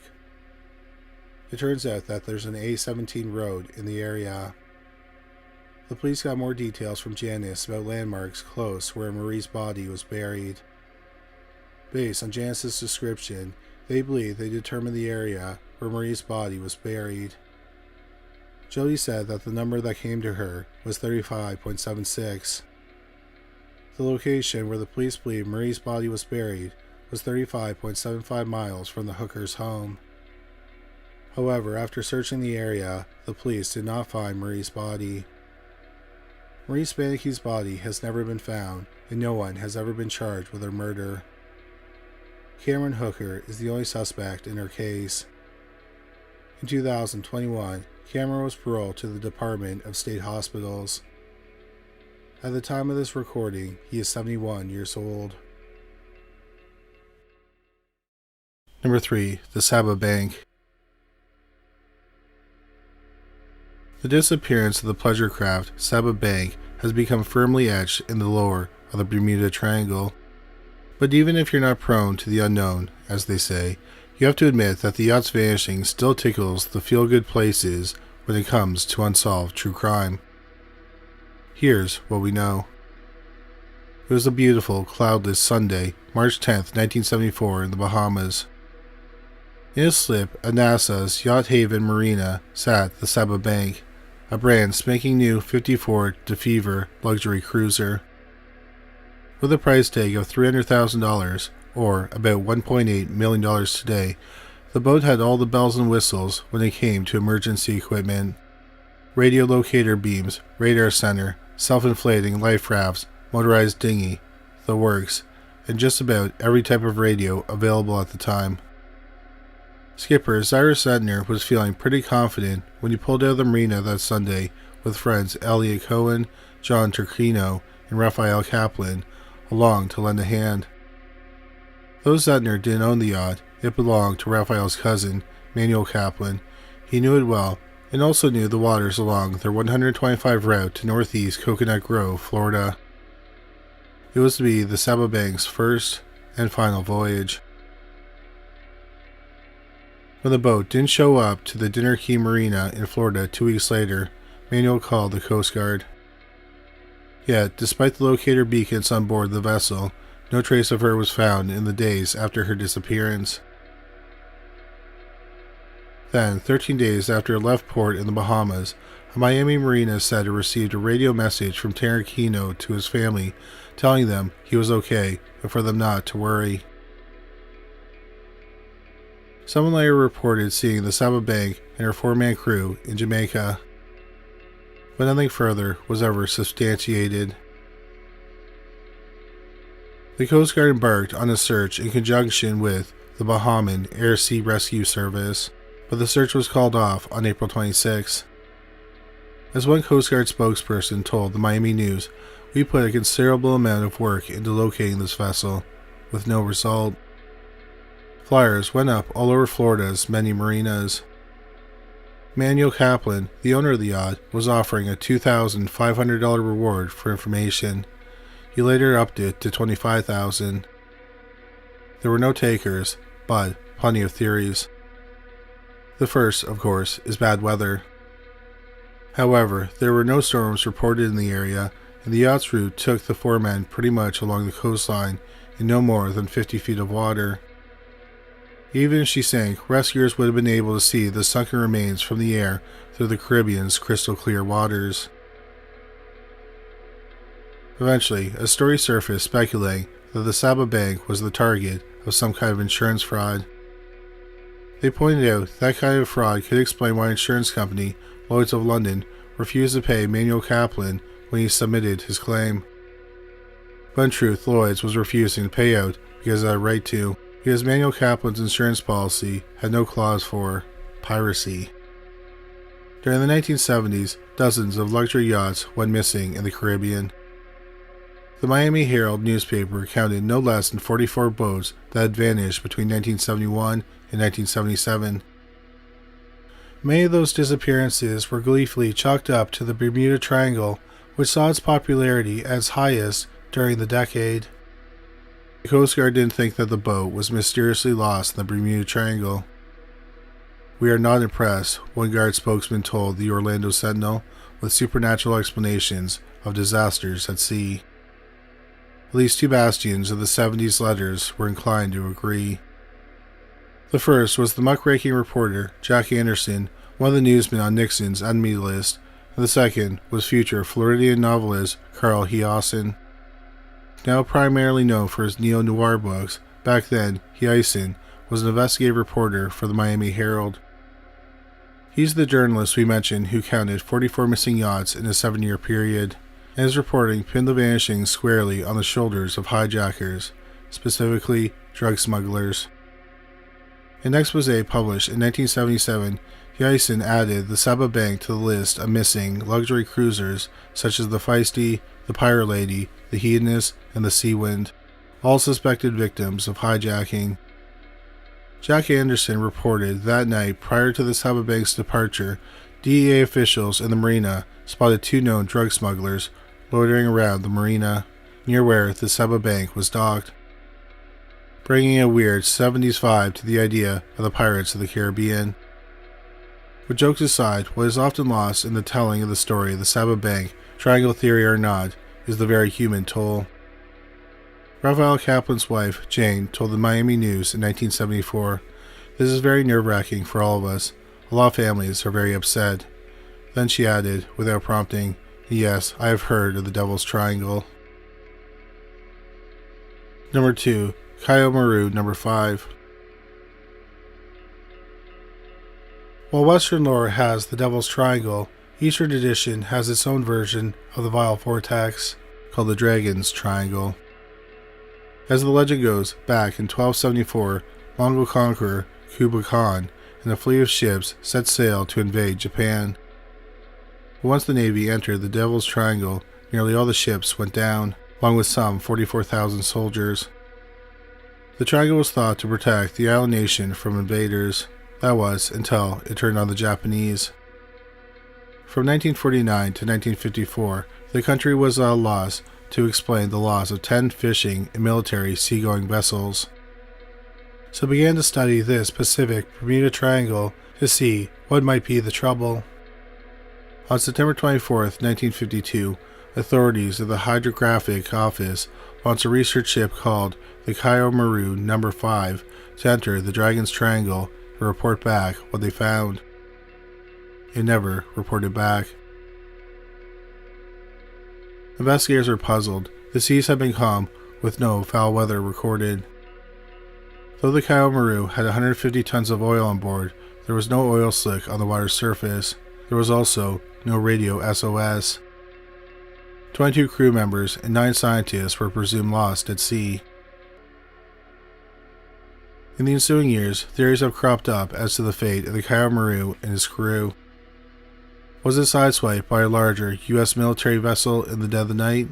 Was it torpedoed by a Soviet submarine? Pulled down by a giant squid? One magazine surmised that it was sunk by extraterrestrials living on the sea floor in an alien base. With no real answers, the Japanese government quarantined the Sea of the Devil from ocean vessels of any kind, which made things a little difficult for a while, given that the area is only 100 kilometers from Tokyo. Modern-day examinations into the phenomenon, however, don't tend to focus on the storms above the surface, or giant squids, or maritime accidents. Rather, they delve below, where volcanic activity has been recorded on the seafloor or on the Nambo Bonin island chain. In 1987, a report by the New York Times revealed that at the time of Cayo Maru's vanishing, an island 75 miles to the north of its last known location recorded a tidal event, or tsunami in the area, most likely caused by an undersea volcano. Could the rolling conditions of the ocean in this area be chalked up to eruptions and seismic events below? Author Larry Cusick thinks so. In 1995, he wrote a book called The Bermuda Triangle Mystery Solved, in which he lays the blame for the Cairo Marie's sinking on that undersea volcano recorded in 1952. Unlike many ships that disappear without explanation, however, the Cairo Marie was eventually found. Well, pieces of it anyway. And while the discovery put an end to some of the wilder theories, it also failed to fully put to rest a core reason for the sinking in the first place, and the loss of its 31 souls. Number 1. The USS Cyclops. It sank. Of course, that's the knee-jerk reaction when thinking about any vanished ocean vessel. But the circumstances surrounding the mysterious disappearance of the USS Cyclops in 1918 definitely warrants a deeper look. The Cyclops was a collier, a cargo supply ship that was in service at the height of the First World War. It carried fuel, coal, ore, and even mail to various U.S. naval ports of call. In its brig, there were 3 U.S. military prisoners who had been court-martialed and were U.S. bound to await their lifelong imprisonments. Also confined to the lower decks were 24 German prisoners of war. Those prisoners added to the total of 309 men on board when the Cyclops left port in Barbados on March 4, 1918, en route to Baltimore, Maryland. It was never seen again. Even a century later, it remains the largest non-combat loss of life in U.S. naval history. There were no SOS messages picked up anywhere. During a massive search for the ship, no debris was found on the surface, and there were no lifeboats launched. No bodies were ever recovered, and nothing ever washed up on shore. Not a wooden bucket, not a cork life preserver. Modern searches for the vessel on the ocean floor have also come up empty.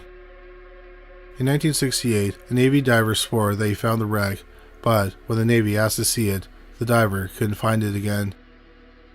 In the 100+ years since its vanishing, various theories have been put forth as to the ultimate fate of the Cyclops. Blame first centered on the cargo. On its final voyage, the Cyclops was charged with transporting magnesium ore used in munitions manufacturing. One theory states that during high seas or a storm, the cargo shifted would cause the ship to list and eventually sink. But one former sailor on the Cyclops, who disembarked at its last port of call, said that the load would not have been enough to affect the ship's balance. However, that survivor, Conrad Nervig, wrote in 1969 it might have been possible that the ore was stored improperly, because, he said, the officer in charge of the cargo had also been thrown in the brig by the ship's captain, George Worley. The disagreement between the officer and the captain was trivial, at best, but Worley nonetheless confined him to the brig for the duration of the journey. Later, it was discovered that during his postings before the Cyclops, Worley routinely had his officers arrested and jailed for even minor infractions. That brings us to another theory, mutiny. Nervig recalled Captain Worley as being unfriendly, gruff, and eccentric. In the dead of the night, the commander would step out into the brig wearing his long underwear and a jaunty derby hat. With his ornate cane, he would bark nonsensical orders to the crew before returning to his cabin. Worley was also a notoriously poor navigator, but woe be the soldier who questioned his orders.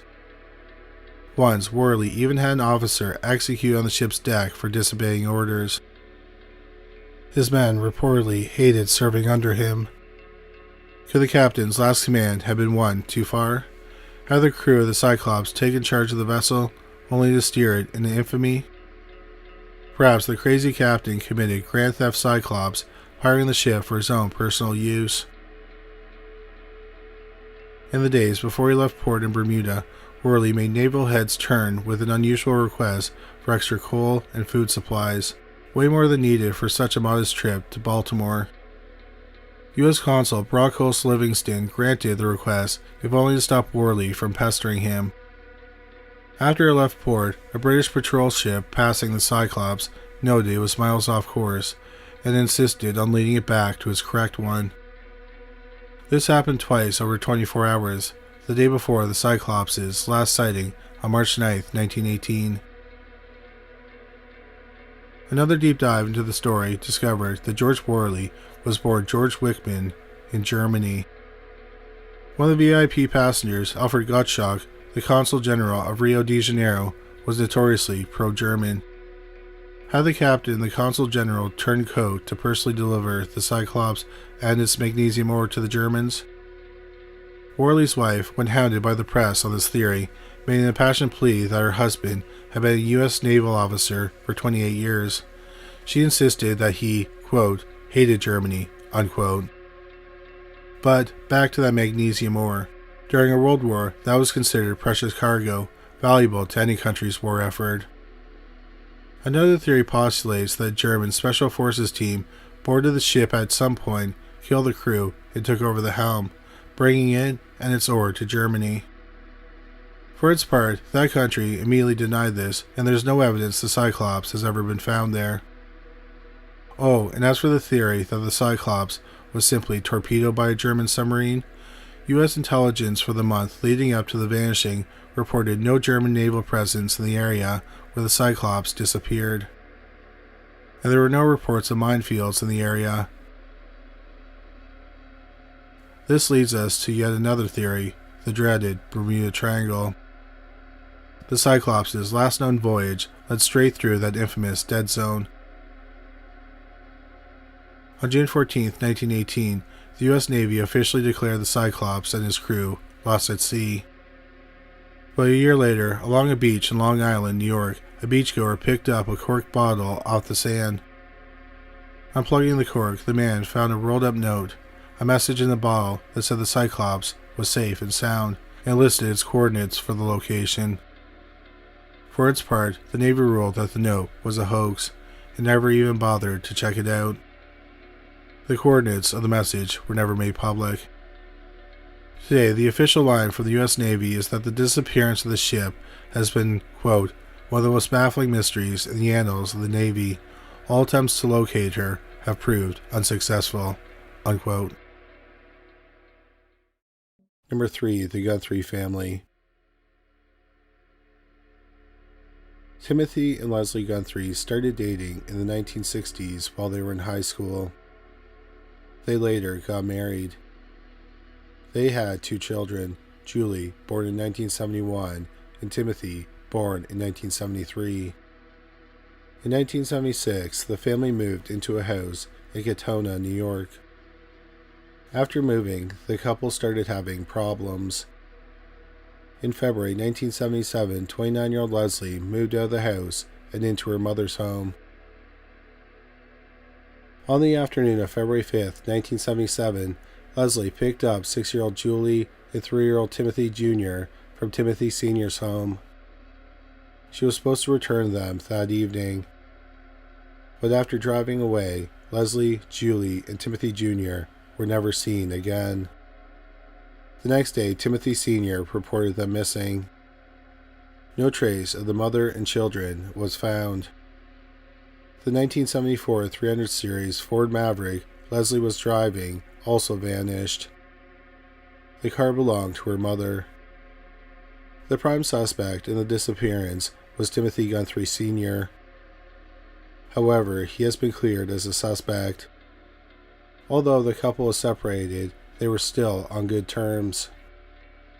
Timothy Sr. fully cooperated with the investigation and spent a lot of time looking for his family. He also hired a private investigator. Another theory is that Leslie decided to disappear with the children, but there's no evidence to support this theory. She did not withdraw any money from her bank account or pack anything for herself and her children. The only money she had on her was the $10 her mother gave her for gas. When Leslie went missing, she was wearing her mother's boots, which were 2 sizes too small. One theory is that they ran away to join a cult. At the time of their disappearance, Leslie had been reading about alternative religions. But again, there is no evidence of this. Another theory is that they crashed into a nearby reservoir and the car sank. However, it was February in New York when they went missing, so the ice surfaces were frozen. Supposedly, the ice was solid enough to drive a car on. Also, had the car fallen through the ice, there would have been evidence of that. There are no clues as to what happened to the family after they drove away from Timothy Sr.'s home. It's as if Leslie drove the Ford Maverick through a hole in reality to be lost forever. Their family thinks, or at the very least hopes, they are still alive. But they are unsure why they have stayed out of contact. It's been over 45 years since Leslie, Julie, and Timothy Guthrie Jr. went missing. If they are still alive, Leslie would be 77, Julie would be 54, and Timothy Jr. would be 51. Number 2. The Men on the Sarah Joe. February 11th, 1979 started as another beautiful day in Hawaii. 5 local men, 31-year-old Peter Hanchett, 38-year-old Benjamin Kamala, 27-year-old Ralph Malachini, 27-year-old Scott Mormon, and 26-year-old Patrick Wisner, decided to take a fishing trip. That morning they set off from Hana, which is on the eastern coast of Maui. The boat, the Sarah Joe, was a 17-foot Boston whaler, and it belonged to Robert Malachini. All the men were experienced fishermen. That afternoon, while the men were out on the water, a storm suddenly rolled into the area. The 5 men never made it back to shore. The wind suddenly changed direction, and it's believed that the men were carried out to sea. Searches were conducted for the 5 men and the boat. Over 5 days, they searched 73,000 square miles, but no trace of the men or the Sarah Joe was found. 10 years went by. One person who helped in the early search for the men was a marine biologist named John Naughton. In September 1988, he was working 2,200 miles away from Hawaii in the Marshall Islands. The Marshall Islands are a sprawling chain of volcanic islands and coral atolls in the central Pacific Ocean. Naughton saw a boat on the shore of an atoll called Tananji. Naughton and his crew decided to check it out. When they got close, they saw that the boat was battered.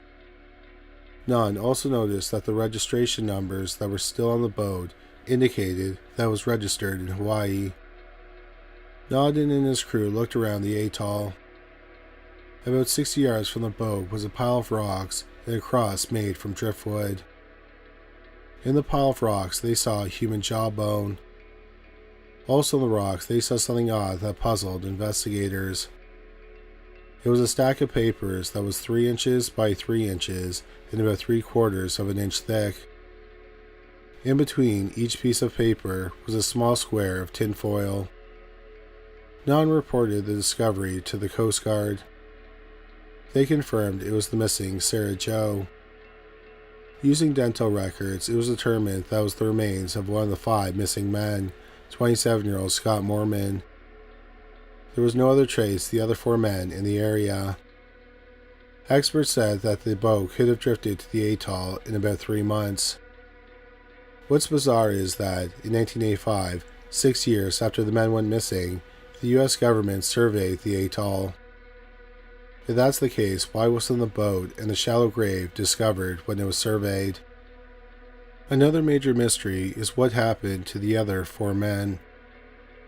If Moorhead was buried, it suggests that at least one other man made it to the atoll. One possible explanation is that Chinese men illegally fishing in the area found the body in the boat. They couldn't report it, so they buried the remains. But it seems unlikely they would have built a cross. Another major question is, what does the paper and tinfoil mean? Many people think that learning its significance could help solve the mass disappearance. No trace of the other 4 men has ever been found. The families hope that one day they'll know what happened to the men. It's been over 46 years since the men on the Sarah Joe went missing, and we may never know what happened to them. Number 1. Flight 19. At 2:10 p.m. on December 5, 1945, 5 Grumman TBM Avenger torpedo bombers, collectively known as Flight 19, took off from Naval Air Force Station Fort Lauderdale in Florida. There were 14 men on the 5 planes. They were conducting a training exercise. They were to fly a triangle pattern over the Bahamas. When they took off, weather conditions were good. The skies were clear and the seas were calm.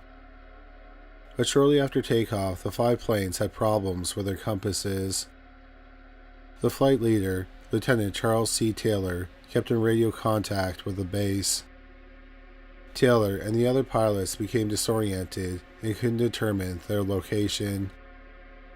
The last transmission from Lieutenant Taylor came at 4 p.m.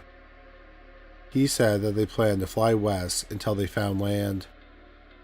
The 5 planes with the 14 men aboard disappeared and have never been seen again.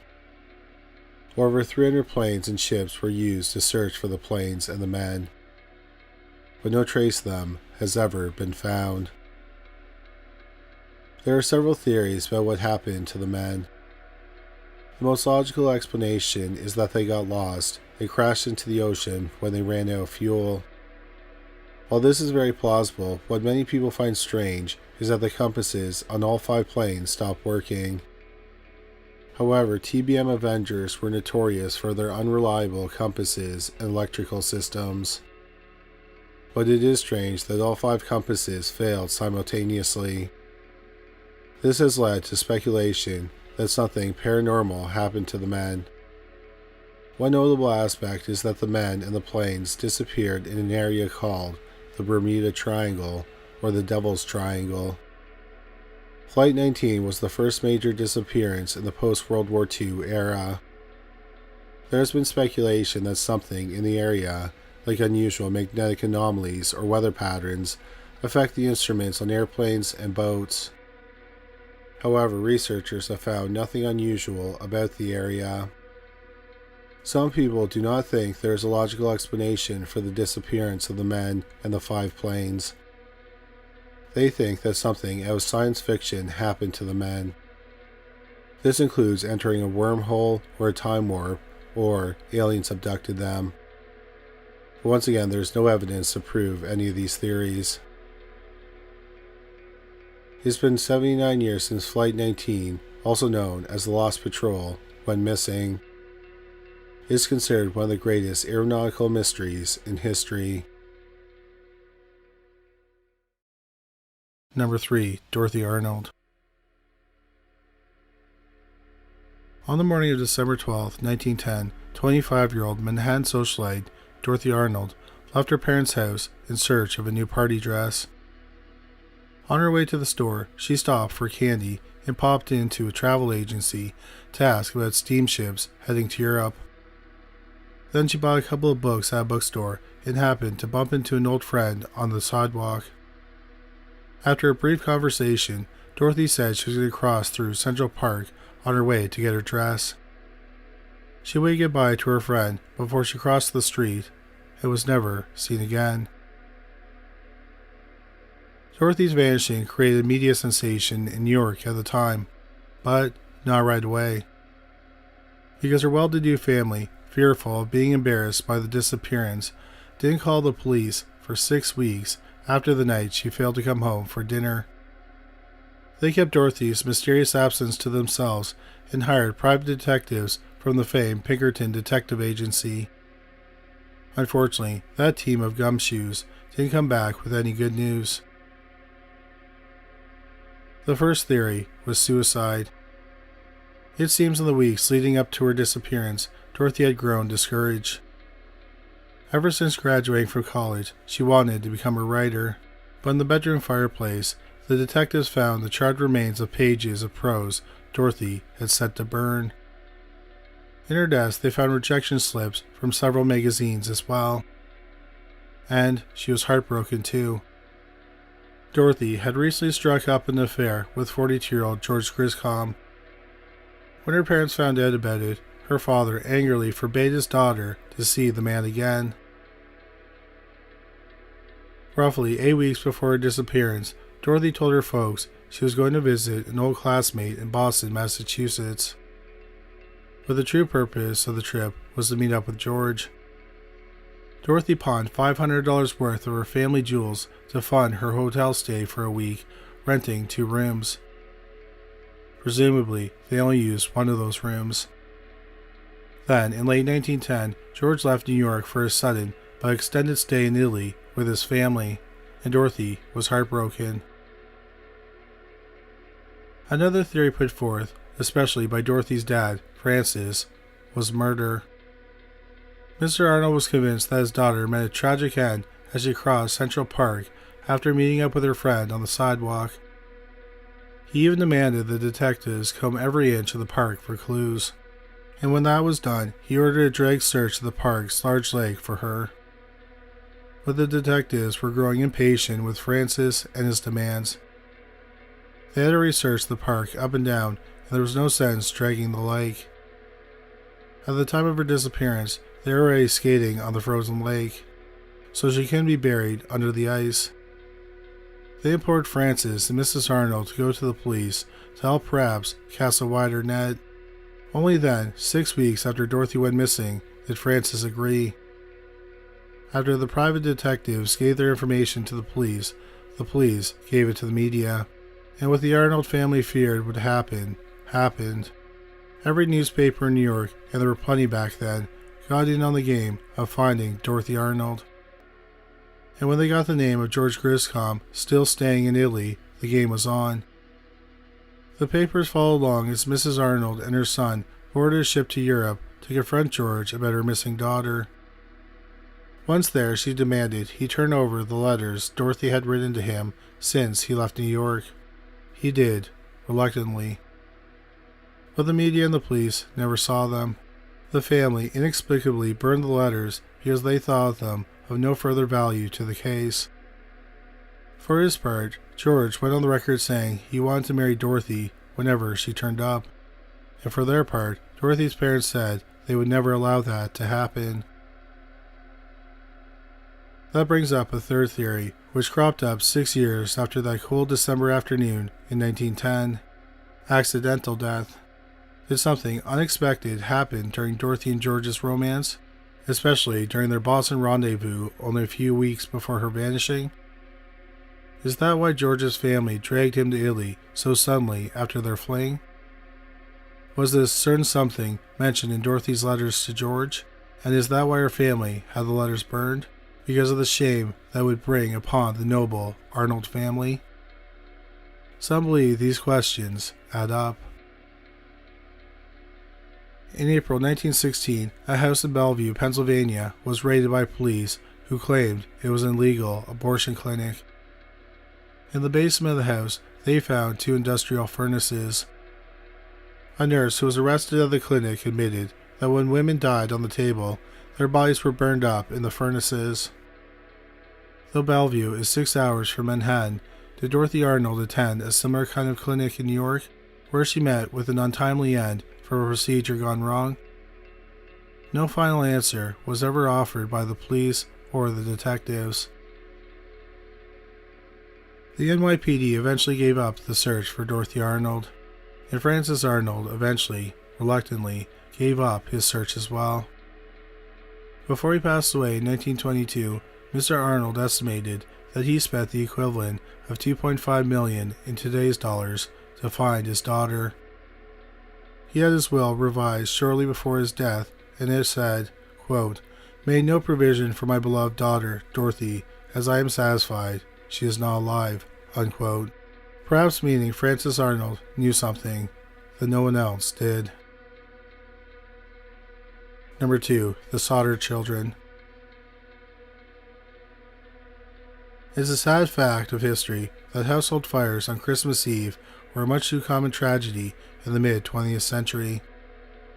Something about faulty Christmas lights, tipped-over candles, or crackling fireplaces, perhaps. But one Christmas Eve fire has been shrouded in mystery ever since it happened in 1945. On that night, George and Jenny Sauter tucked in their 9 children with visions of sugar plums dancing in their heads. A couple of hours later, Jenny went downstairs to answer the phone in George's office, but it was a wrong number.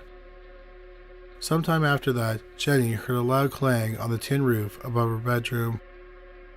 Figuring it was an animal or something, she went back to sleep. Moments later, however, the family was awoken by smoke that filled the upstairs hallway. George and Jenny fled the house with 4 other 9 children. While Jenny ran to the neighbor's house to call the fire department, George tried to go back inside for his other children. Unfortunately, the fire had grown too large. By the time firefighters arrived, the smoldering ruins of the family's 2-story home were nothing but a pile of ashes on the basement floor. With hat in hand, an official from Fayetteville, West Virginia, told the Sauters their remaining children had likely been cremated in the blaze. Death certificates were issued for Maurice, age 15, Martha Lee, age 12, Louis, age 9, Jenny, age 8, and Betty, who was 6 years old. But were they really dead? George and Jenny Sauter began to think maybe not.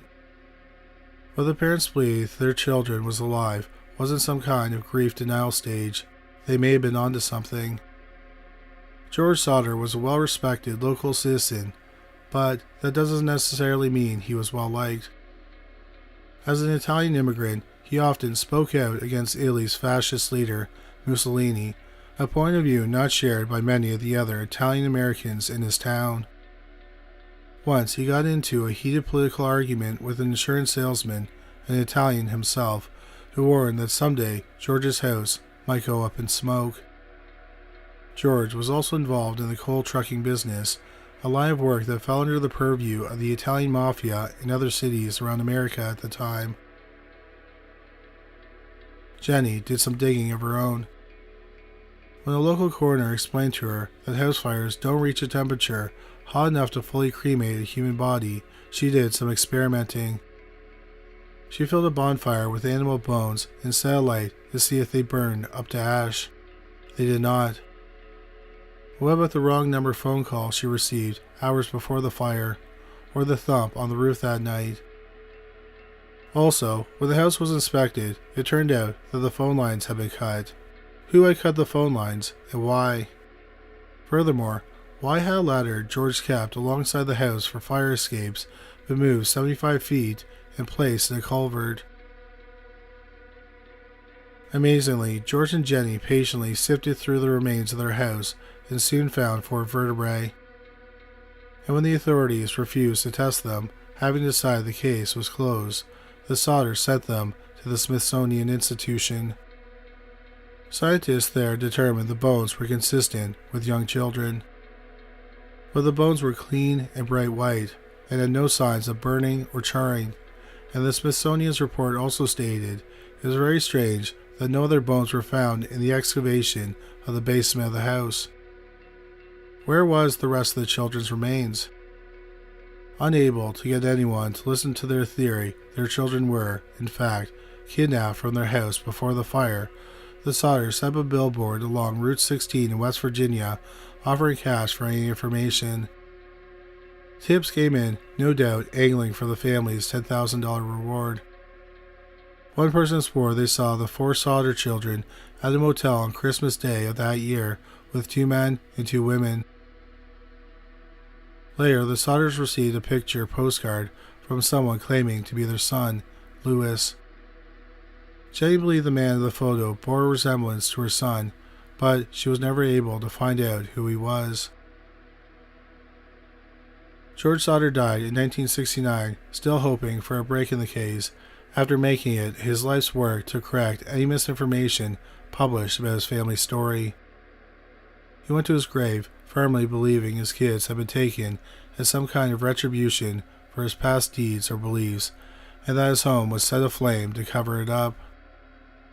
Jenny Sauter maintained that reward billboard along Route 16, along with a memorial garden to her 5 missing children, all the way up to her death in 1989, after which the billboard also mysteriously disappeared.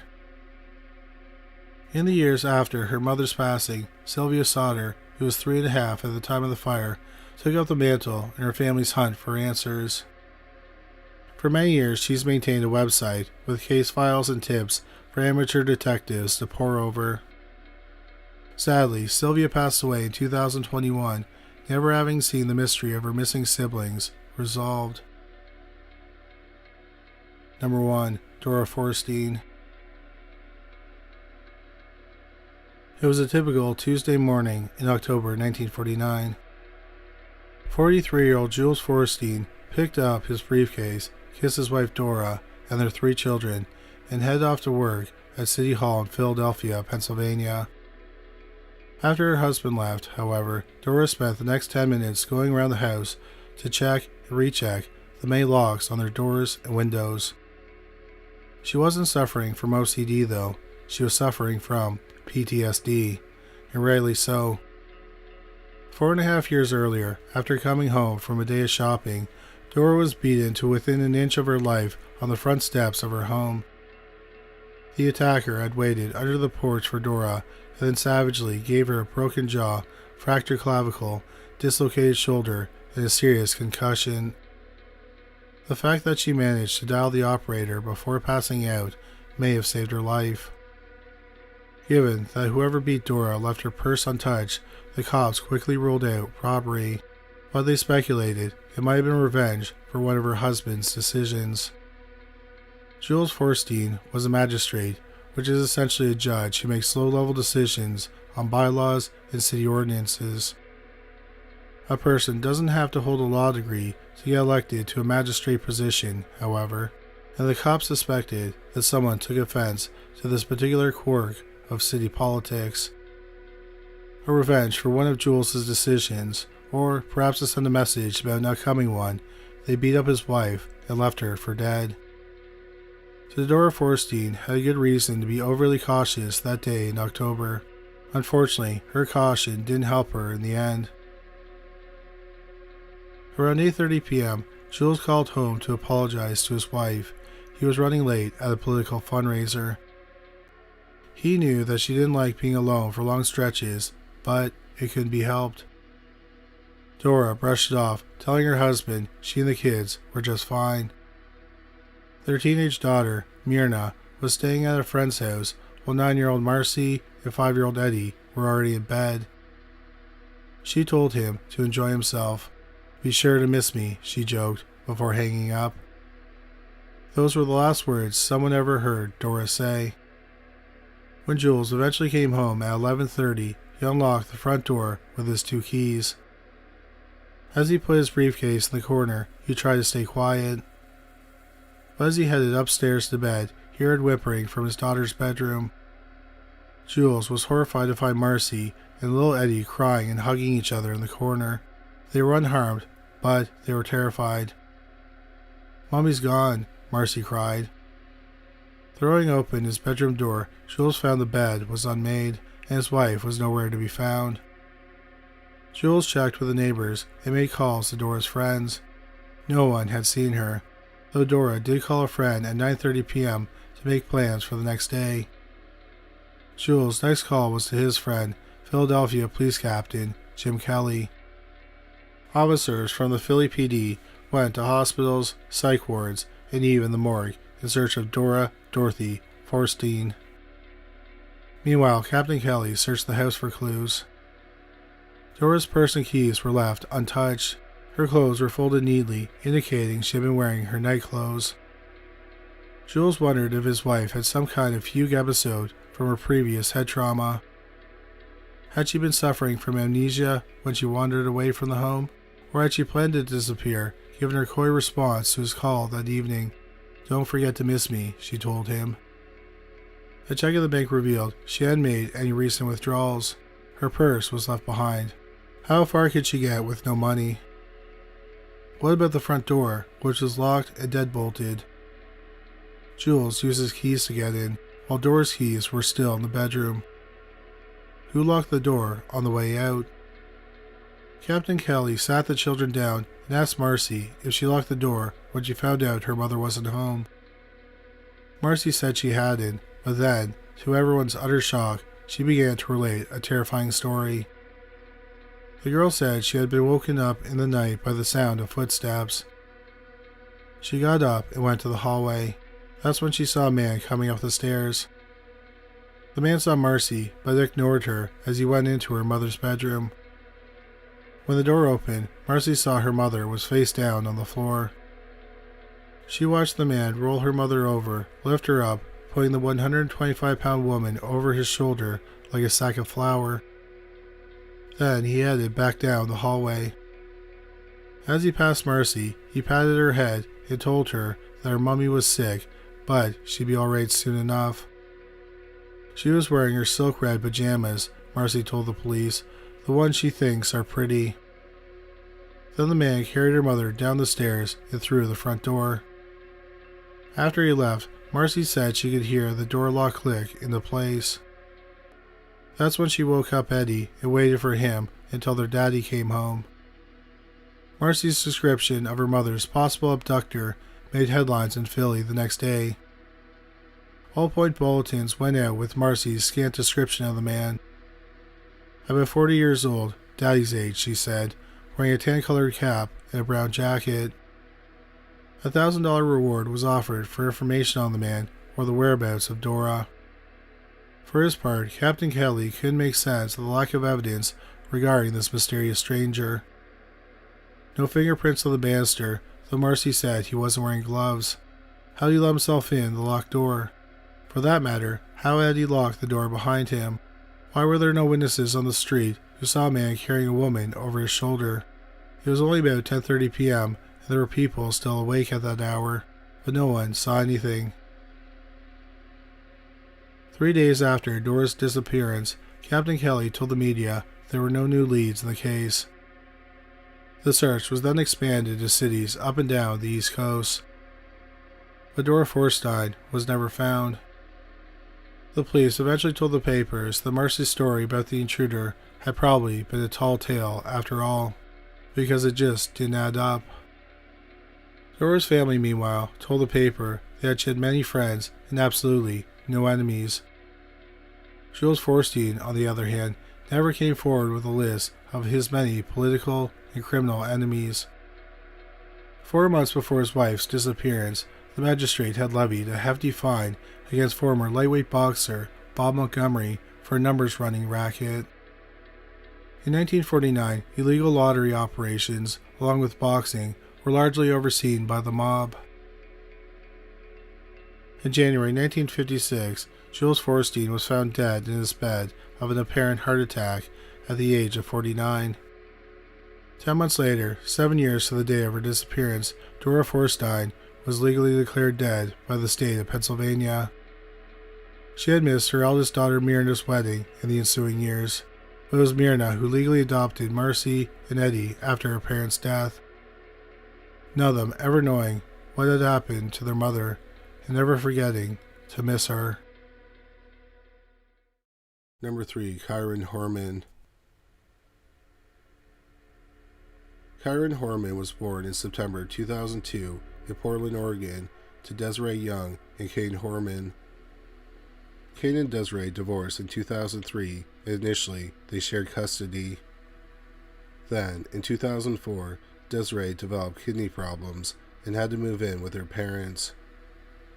So Kane got full custody of Kyron while Desiree dealt with her health problems. In April 2007, Kane married his girlfriend of several years, Terry Moulton. Kane and Terry had their own daughter, Kiara, in 2008.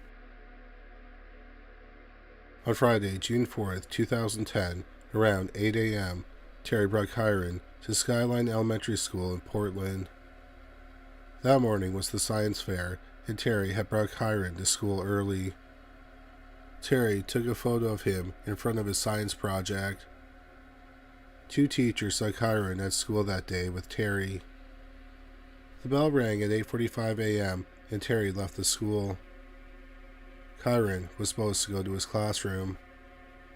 At the end of the day, Kane and Terry walked with their daughter to the bus stop. Kyron wasn't on the bus. The bus driver radioed the school and learned that Kyron hadn't been in class all day. Since it was the science fair that morning, attendance was taken at 10 a.m. Kyron wasn't in class when attendance was taken, but he was not expected to be. A few days earlier, Terry told the school he would be away for a doctor's appointment on Friday.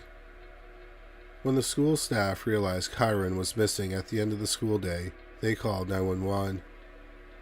A search was immediately launched. It was one of the biggest in the history of Oregon. Over 60 officers and over 1,300 volunteers searched for Kyron. The FBI also got involved in the investigation. Investigators interviewed over 200 of Kyron's classmates and their parents. Terry, believed to have been the last person to have seen Kyron, was questioned. She said that after leaving the school, she went to 2 grocery stores. She finished shopping around 10:10 a.m. She had her daughter in the truck with her, and her daughter had an earache. Terry said she drove around, hoping the drive would soothe her daughter. Then Terry checked into the gym at 11:39 a.m. and stayed for an hour. After the gym, Terry went home, and at 1:20 p.m., she uploaded pictures of Kyron from that morning's science fair on Facebook. She then emailed Kyron's teacher, asking when she could pick up Kyron's project. The police noted she had no verifiable alibi between 10:10 a.m. and 11:39 a.m. Terry was asked about the doctor's appointment Kyron was supposed to attend on the day he went missing. The appointment was the reason Kane was not notified about Kyron's absence. If he had an appointment that day, why hadn't Terry taken him? Terry claimed there was a mix-up and the appointment was for the following Friday. Another oddity was that Terry usually drove the family's car and Kane drove the family's pickup truck. That morning, Terry was supposed to stay at the science fair for the morning, then, when it was over, use the pickup truck to take the project home. But she didn't end up staying the entire time. The police learned that Kane and Terry's marriage was rocky at times. Terry blamed most of their problems on her stepson, Kyron. Terry wrote in one email to her friends that she had a severe hatred for Kyron. Terry ended up taking 2 polygraph exams. She failed both times. Sadly, 10 days after Kyron went missing, he was not found, and the search was called off. About 3 weeks after Kyron went missing, on June 26, 2010, Rodolfo Sanchez, a local landscaper, went to the police with a startling accusation. Sanchez said that Terry hired him in 2008 to do some landscaping work around their home.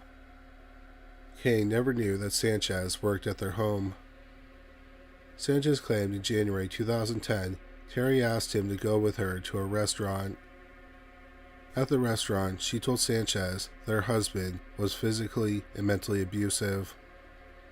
She was worried if they got divorced, Kane would try to take their daughter from her.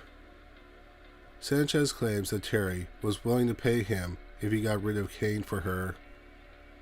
She suggested making it look like a mugging. The police then decided to conduct a sting operation. The same day that Sanchez came to them with the allegation, the police had Sanchez, an undercover officer, go to Terry's home while Sanchez wore a wire. Sanchez told Terry to pay him $10,000 or he would go to the police about the murder-for-hire plot. Terry stopped the conversation and called 911, saying 2 strange men had come to her door and demanded money. Hours after the poorly thought-out, botched sting operation, the police told Kane about the murder-for-hire plot. Kane moved out that day and took their daughter with him. 2 days later, Kane filed for divorce and a restraining order.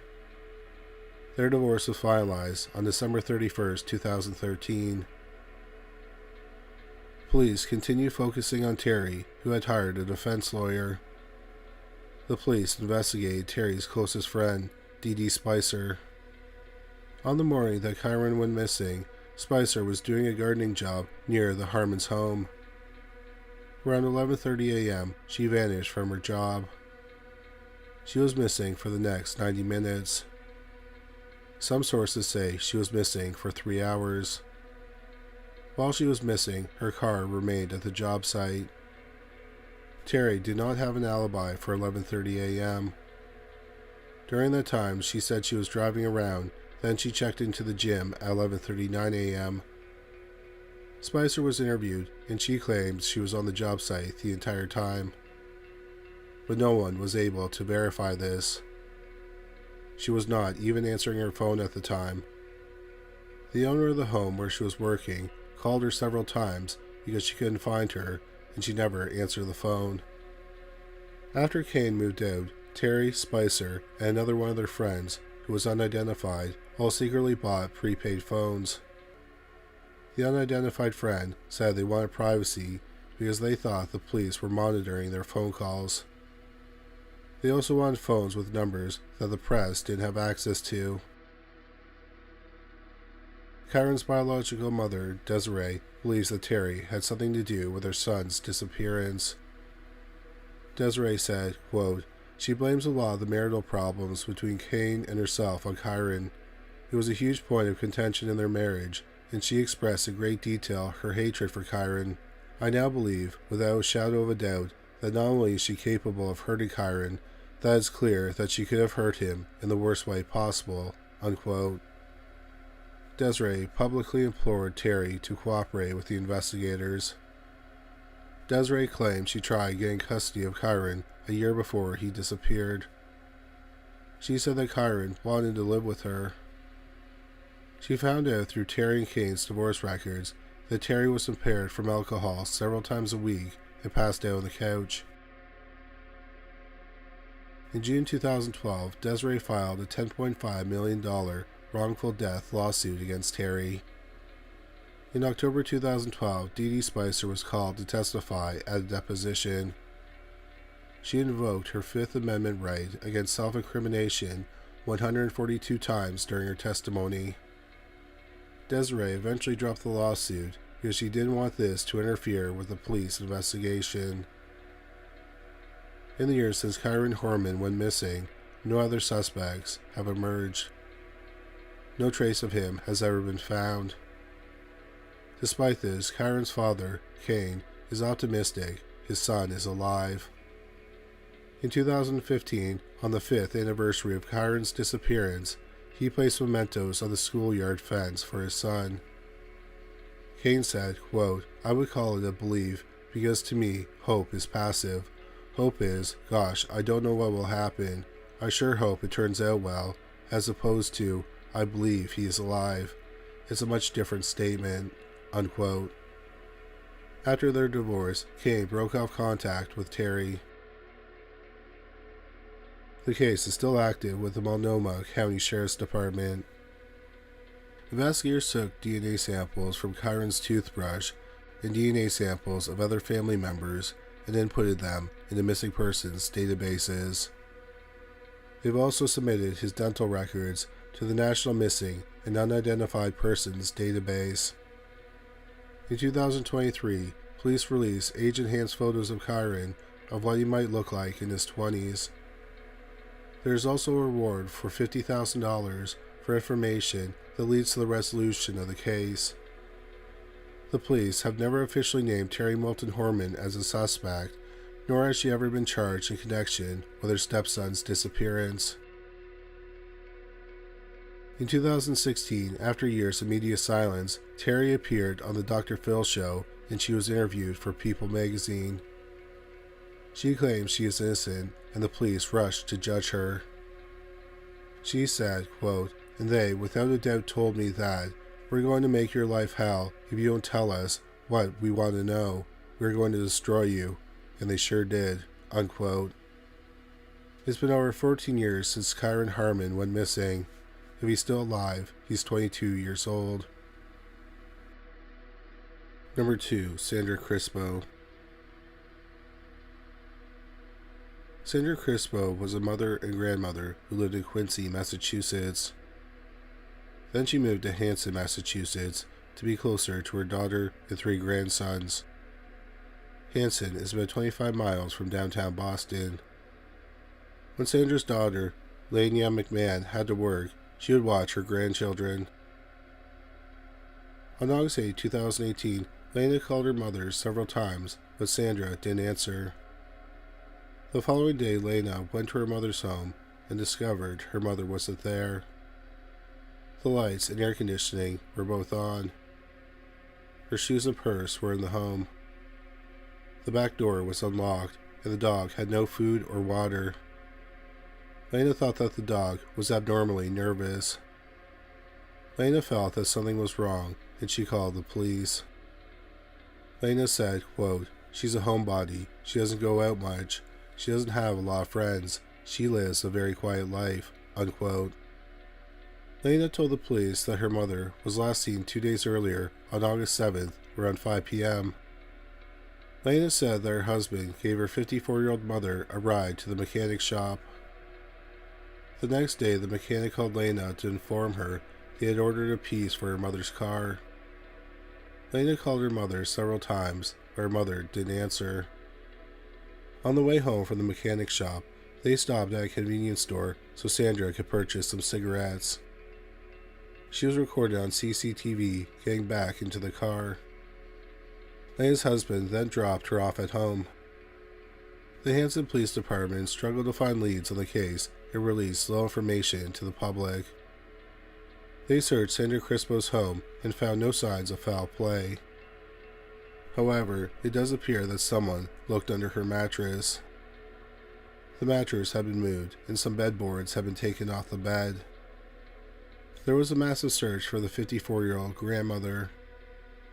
Police officers canvassed 16 streets, reviewed surveillance footage of the area, and conducted door-to-door interviews with residents. Police also used canines to search wooded areas. Underwater drones were used to search swamps.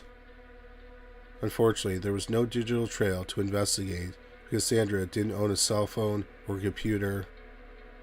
Her bank account has not been used since she went missing. By 2022, Sandra Crispo had been missing for 3 years. Lena McMahon's friend, Gina Foley, a film student at Lesley University, made a short documentary about Sandra Crispo's disappearance. Gina Foley said, quote, "It was such a big story at the time. We watched the news every day and wanted to find out more. It hit home for me because you can't help but relate in a way what you do for your own mom in that situation," unquote. The documentary, Someone Knows Something, was posted to YouTube in 2022.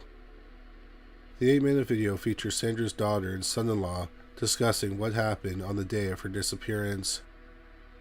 In the video, Lena states that she believes her mother was the victim of foul play. She talked about how her mother and her mother's siblings had a falling out over inheritance money from Sandra's father. As of October 2024, the video has been viewed over 10,000 times. At the time of this video, if Sandra Crispo is still alive, she is 59 years old. Number 1. Lars Mattank. Lars Mattank was born in Berlin, Germany in February 1986. In the summer of 2014, he lived in Itzehoe, which is in northern Germany. Mattank lived a seemingly normal life. He worked at a local power plant. He had friends and a girlfriend and supported his local soccer team, Werder Bremen. Mattank was close with his parents and visited them often. After his father had a stroke, he helped out around their home.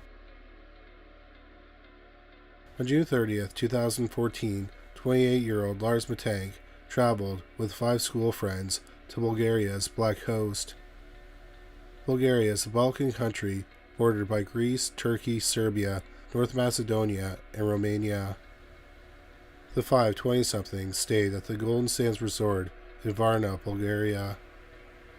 The trip was supposed to be a fun getaway for Mattank and his friends.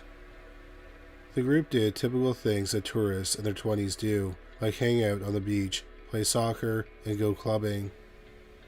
On the last night of the trip, Mattank got into an argument with 4 German men at a bar about soccer. Mattank argued that Werder Bremen was superior, while the other men thought that Bayern Munich was better. Mattank then left the bar without his friends. The next time he saw them was the following morning at the hotel. He had an injured jaw and a ruptured eardrum. What happened to Matank after he left the bar is unclear because Matank's friends have different stories. Some of them said that Matank told them that the four men from the bar beat him up. The other friend said that Matank told them he was beaten up by someone hired by the four men.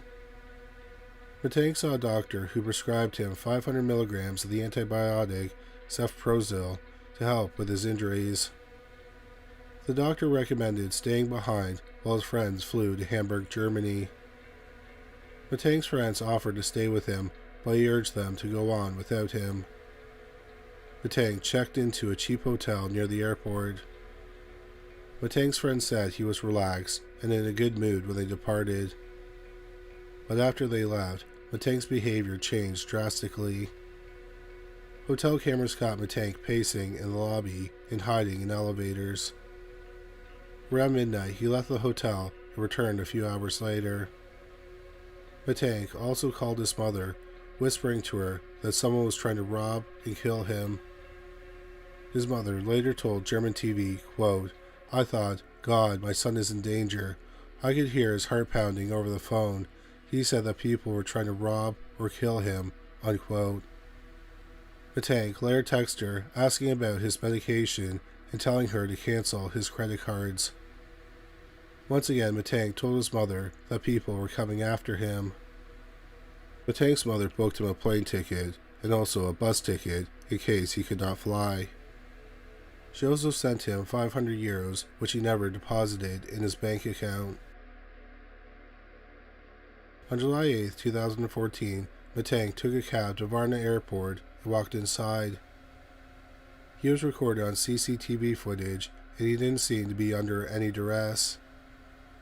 He texted his mother and told her he had arrived safely at the airport. He met with an airport physician who checked his injuries. He cleared him to fly. However, he also noticed that Matank looked nervous and asked him about his medication. Construction crews were renovating parts of the airport, and one construction worker overheard Matank speaking with the doctor. According to the worker, Matank said, quote, "I don't want to die here. I have to get out of here," unquote. Then suddenly, Matank left the doctor's office, leaving all his possessions behind, including his phone and passport, sprinted out of the airport, and scaled a fence to a wooded area. That was the last time anyone saw Lars Matank. Matank's disappearance has captivated the internet. He's been called the most famous missing person on YouTube. Some believe Matank ran away to start a new life. Another theory is that Matank was involved in some drug trafficking operation his family was not aware of. There's some other theories that he was involved in organized crime, or he was kidnapped to have his organs harvested for the black market. But there's little evidence to support any of those theories. Another theory is that Matank was murdered by the people from the altercation. However, this does not explain why he suddenly ran away from the airport. Also, Matank had been in an argument about whose football team was better. Was that something worth killing him for? One last theory is that the antibiotic Matank took, cefprozil, caused him to suffer a psychotic episode. Cefprozil symptoms include drowsiness, restlessness, and hyperactivity. In December 2020, the peer-reviewed journal Brain, Behavior, and Immunity published an article titled "Psychosis as an Adverse Effect of Antibiotics." It states, quote, "Adverse neuropsychiatric effects of antibiotic medications has been well documented. There is evidence suggesting a direct relationship between acute psychosis and antibiotic exposure," unquote. In the decades since Lars Matank has been missing, there's been unconfirmed sightings of him in Germany and Bulgaria. In 2016, the police of Porto Velho, Brazil, found a man without ID or a recollection of who he was. It was over 6,700 miles from where Matank was last seen. The police were hoping to identify him, so they posted pictures of the man with shaggy hair and a scruffy beard. Some people believed it was Matang, and the resemblance is striking. However, the man was later identified as Anton Pilopa, a humanitarian worker from Canada who had been missing for 5 years. Pilopa had schizophrenia, and he had spent the last 5 years walking, mostly on barefoot, to Brazil. He managed to do this without a passport and little more than the clothes on his back. In 2019, a Bulgarian truck driver picked up a disheveled hitchhiker who resembled Matang. Police checked this lead, but found nothing. Local police have failed to find any leads regarding Lars Matang's disappearance. His family hired private investigators who also did not find any trace of him. July 2024 was the 10th anniversary of Lars Matang's disappearance. If he's still alive, he's 38 years old.